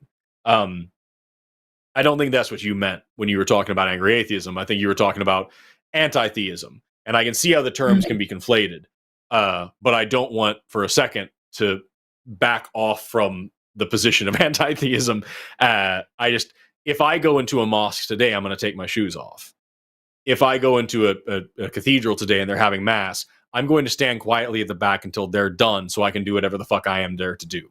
I'm not going to go disrupt someone's religion or religious practice because of my sincere anti-theism. The fact that I really think what they are doing in that moment is a problem that needs to be solved doesn't give me the license to go be an asshole. Exactly. And so I will wait until they choose to come to me, Sorry? Be an atheist. Don't be an asshole. The line gets blurry sometimes. Make sure they're not. Yes. $5 from Emery King. Forrest, I need a new parable. I told you I heard all yours before. I used to listen to I'm Not Comfortable With This. That was my awful podcast years ago. I've heard you talk a lot, bro. Well, I'm sorry about that. Let me give you a different one then. So I don't think I've said this one on the show, but you might like it. I like this one. There's a fisherman sitting, hanging out on the dock, just kind of lazily, just fucking around. And as he is, this businessman, this Wall Street guy in a three-piece Armani suit with his hair slicked back and a $10,000 Rolex walks by and scoffs at him and says, "Look at you, so lazy, just sitting here doing nothing. What don't you realize you could be working so hard? What do you even do? What's your life all about?" And the fisherman says, "I sleep in every day. I go out, I catch just a few fish, just whatever I want to catch. I keep the best one for dinner. I sell the ones that I don't really need. I have lunch with my wife and my kids and spend time together. Take a little siesta on the porch, take a little nap after lunch. Kind of futz around. I don't really keep track of my paperwork too well, and I just live. I just enjoy my life. I watch the sunset every night. It's beautiful. I'm happy. And the businessman says, "You're so fucking stupid. Don't you realize that if you went out there and worked really hard every day and got up at the crack of dawn and started fishing and from dawn till dusk and really brought in a big haul and sold it, you could buy 3 more fishing nets and send out 3 and bring in 3 times as much profit. And so you can buy a bigger boat and a crew, and you could hire a crew and you could go out there and you could own this whole dock and be fishing this whole thing with a fleet of ships, bring in millions of dollars. You could buy a big, a warehouse you could have a brand with your name on it. You could distribute fish around the world. You could make tens of millions of dollars. You could, if you only had it in you to work 80 hours a week and grind the way I grind, you could really make it." And the fisherman says, "Okay, so I do all that and I make millions of dollars and I all this stuff. What do I do then?" And the businessman says, "Well, that's the best part, because then you've got it made. You can sleep in every day, go out and just catch whatever you want to catch, fish for fun, keep the best fish for yourself, have lunch with your wife and kids every day, take a little nap on the porch, relax, spend time with your family, watch the sunset every night, live your life and enjoy your life. That's the best part."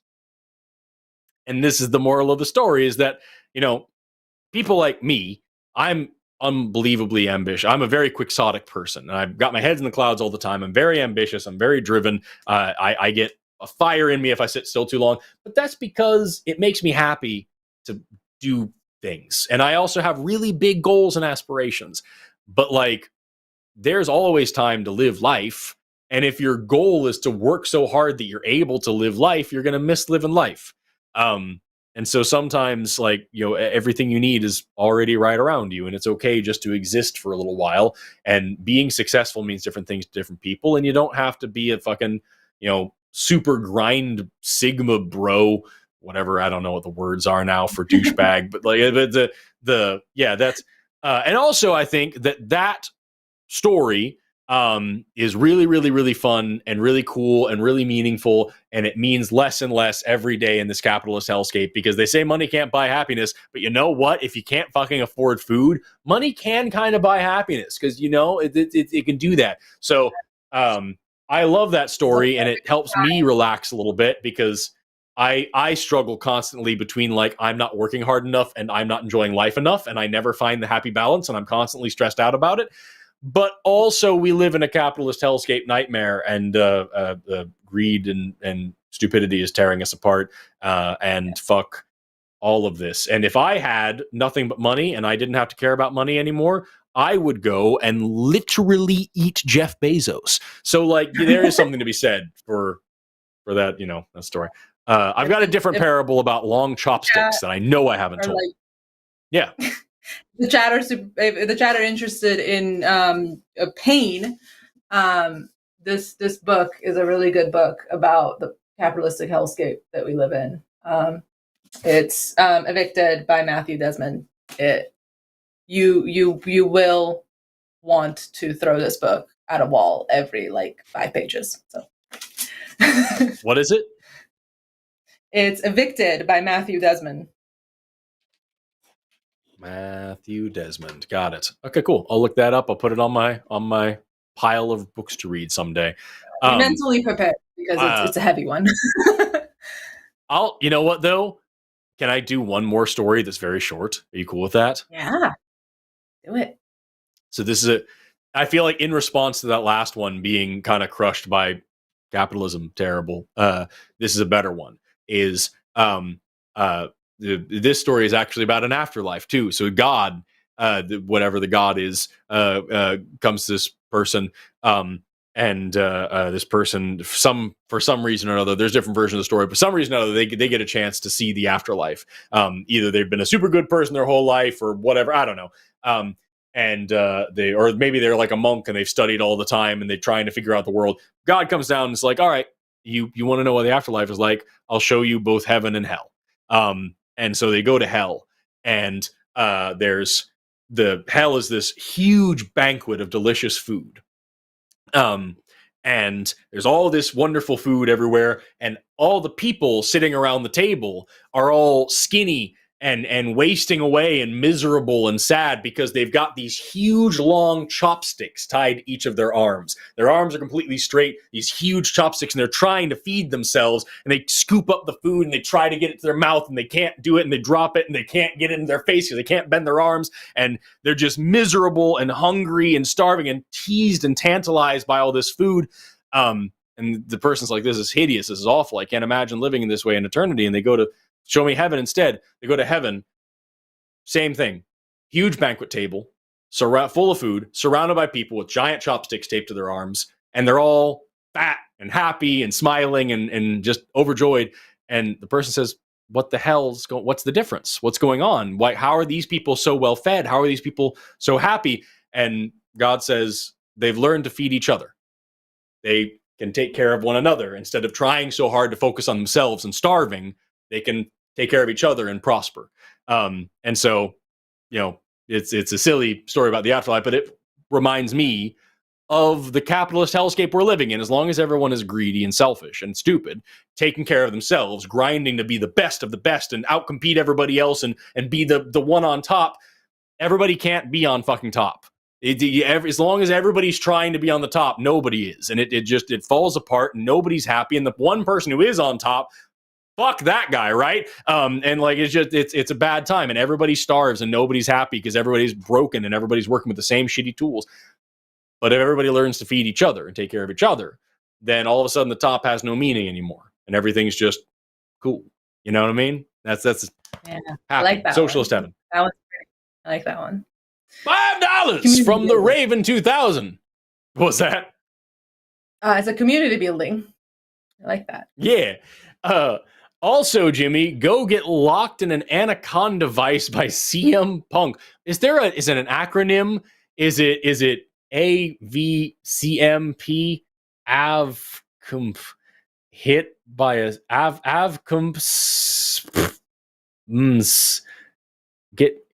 it's just, you're just wishing harm on Jimmy Snow. And we all do. And that's okay.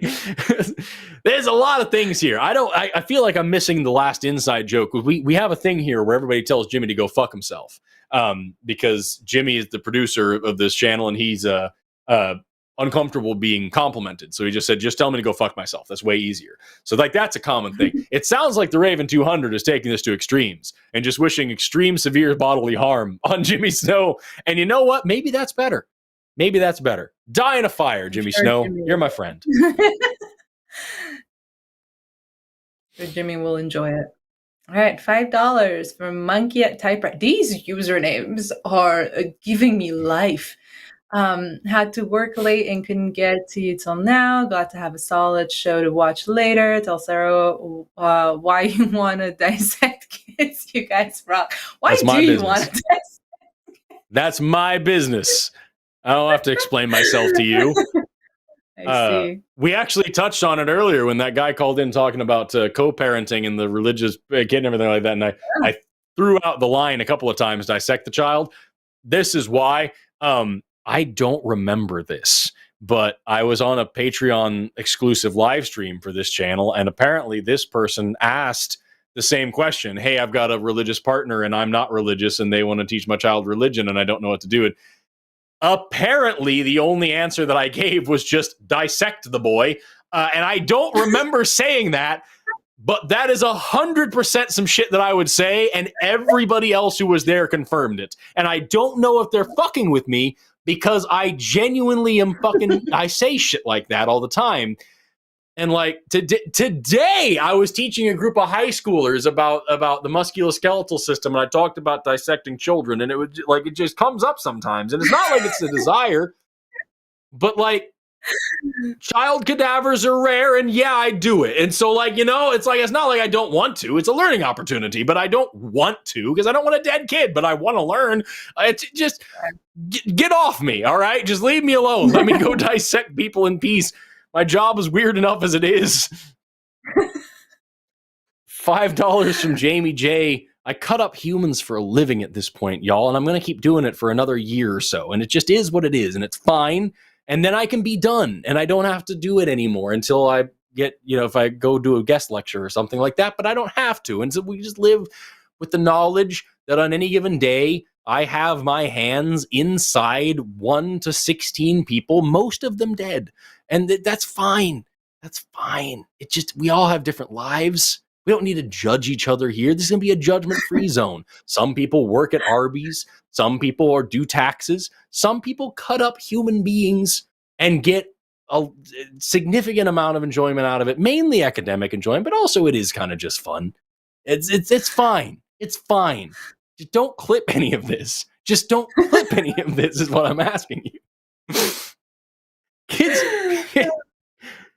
Someone in the chat just put kids are cadavers too. I do not Damn right. know this man. For the clips, I don't know who he is. I'm here completely by accident. I do not know him. Where do you think we get you want palm oil? You need to cut down some palm trees. You want sunflower oil? You need to squeeze a few sunflowers. You want baby oil? You need people like me in the world to juice a few babies for you. $5 from Jamie J. The eye is such a perfect example of what Anthony wanted. Full gradient of light sensitive spot to verify varied eye types exist both in living fossils and living creatures. Yes. Like I said, I felt like my normal approaches with Anthony, I wanted to try new things, but I love how much the chat was on it. It was like, yo, you could bring this shit up. I'm like, yeah, dude, for sure. Absolutely. That's a fantastic point. $5 from Emery King. Long chopsticks, you say. Do I need to spend all my money to create the Church of Forrest Valkai? I'd go to that church. Praise me. Reverend Praise Forrest Valkai. Praise Roland, the closet goblin, who sometimes grants wishes, but sometimes doesn't. Put a sandwich in your closet and make your prayer, and the answer will either be yes, no, or not right now, and you won't know which, and that's how it works. Don't do any of that. Just weird train of thought. But I love the energy. Thank you very much for being here, Emery King. Thank you very much for being here, everybody else. Sarah, awesome show today. I really appreciate you being a part of this. I appreciate you inviting me. Before we wrap up, tell everybody where they can find you and tell us anything you want us to know about your field and your area of expertise. Yeah. You can find me on TikTok at franslod _ should be in the caption or in the description of this video, so you can go over there and find it. I don't really do any other social media stuff. Oh, we missed a super chat. It's coming back. $5 from Laser Lizard. I had a really good question for the two of you, but now all I can think of is Forrest laughing hysterically with a knife over a child cadaver. That someone should Photoshop that and send it to Forrest for his next video. And we'll put it on a t-shirt and we'll sell it here on the line. All right. Look, and then one more. All I'm saying is that you need to study science. All I'm saying is that you need to study science. You need to study harder. All right? There are consequences if you don't. Age restricted if you wave that one more time. It's fine. This show's bad enough as it is. They already want it off the air. All right. So now I have to break down a fucking scalpel because of you people and making me think things. And then another one, we got Courtney Lord sent 10 of her dollars. I'm not on TikTok, so the line is just going to have to bring Sara on as often as she's willing. So cool and compassionate, easy to reject education if the person attempting it is insincere. Y'all rock, Otter. Y'all rock, Otter. I love that.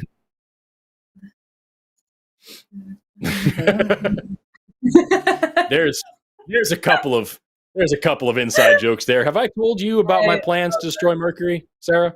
I don't remember if that came up.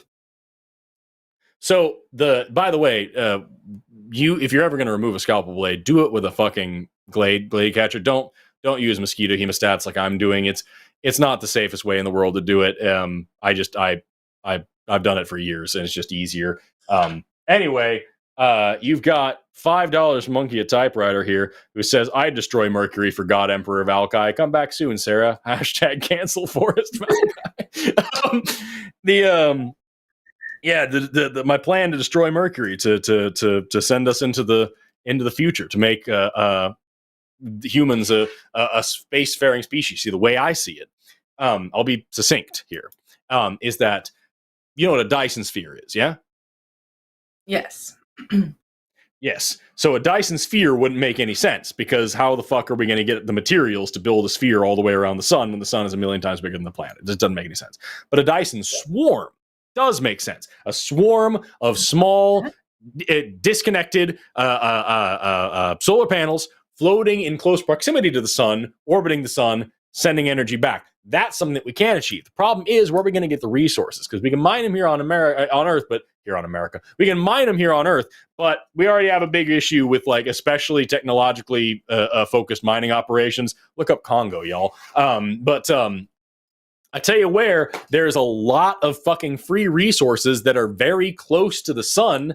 Mercury. You know what's sitting there doing nothing, like a fucking deadbeat relative living on your couch? Mercury. Sitting there, chilling around the sun, loaded with resources, not pulling its own goddamn weight.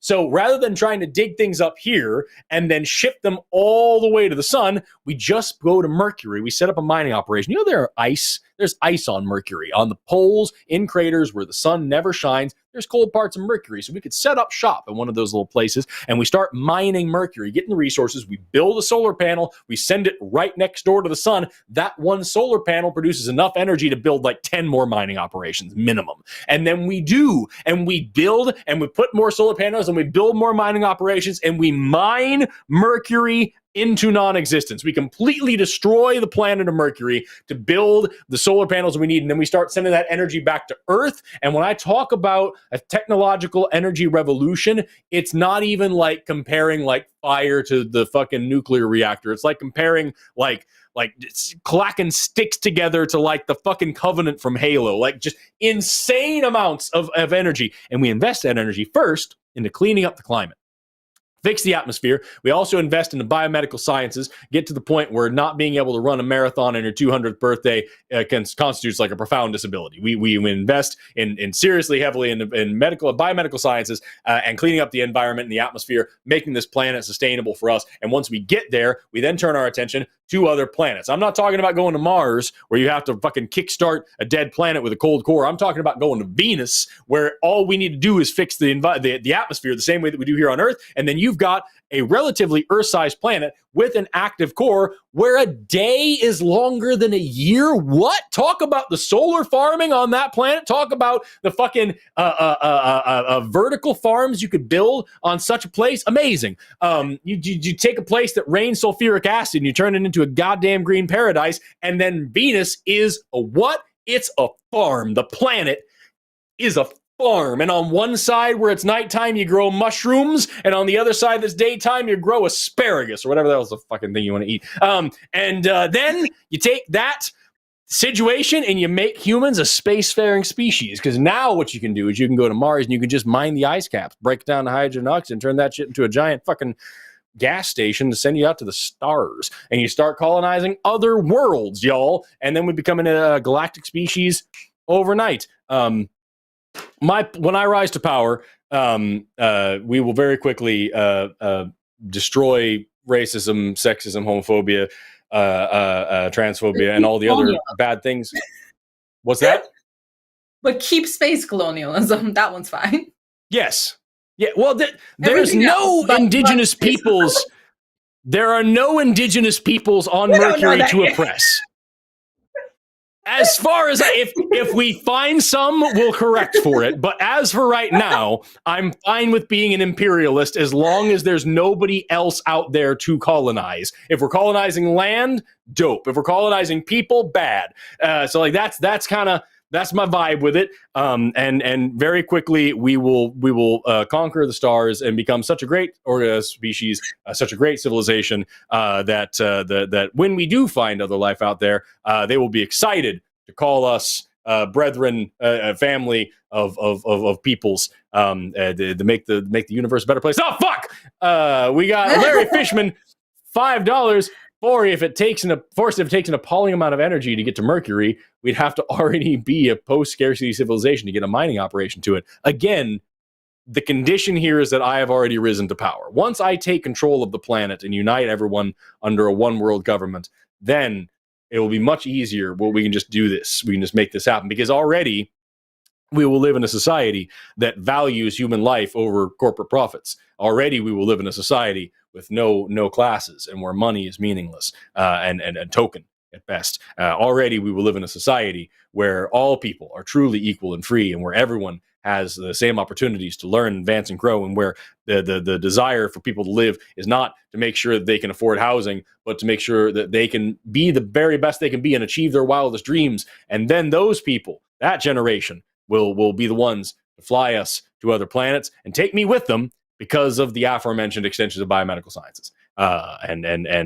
then very soon after that, with that level of education and compassion and well-balanced society, very soon someone will outcompete me, and I will be forgotten to time, and no one will remember my name, and somebody much cooler and smarter and braver will come along and make us an even better species. But first, I've just got to overthrow the world. I've got to take over the world as a crazed fucking emperor. It's hard for people to tell how much of this is jokes, but like, here we are. On that note, yes. On that note, Forrest becoming space avatar of the world. Yes. Final notes. I will conquer the planet, and now we end the show. Find you on TikTok. If you're not on TikTok, then you can bully Forrest by super chatting him 1,000,000 times to bring me back. Yep. And yeah, and I will conclude with saying that, as someone who is in science communication, my hope for the world is people just look up science communication theory, because it's really easy to try to fight with people into going like, hey, like, here are the facts, believe it. But over and over again for like, it's been 25 years of my field trying to tell people that doesn't work. So need some communication theory. It'll be fun. There's some good ideas there. Yeah, go look up some communication theory. Love that. I love that. People need to know more things about like how to talk, because it is hard. Thank you so much to the mods for modding today. Thank you so much to our call screeners for call screening today. Thank you so much to our producer for producing today, Morgan. You're awesome. Thank you so much to all the people in the chat who are chatting it up and sharing their ideas and thoughts and opinions. Thank you so much to everybody for tuning in and watching and engaging with this channel. We would not have a channel to bitch on if you weren't here watching it. Thank you so much to our super chatters for super chatting. Especially when we had the issue at the very beginning of not being able to read them. It's been a crazy day. It's been a really fun show, and I really appreciate everybody for tuning in and being a part of it. I appreciate you, Sara, for being here. If anybody watching this wants to learn more stuff, make sure to subscribe to Sara's channels, to my channels, to The Line. Buy a t-shirt. Join our Discord, become a patron, become a member, go fuck yourself. Do all the things, support the channel. My name is Forrest Valkai. I'm bad at ending shows.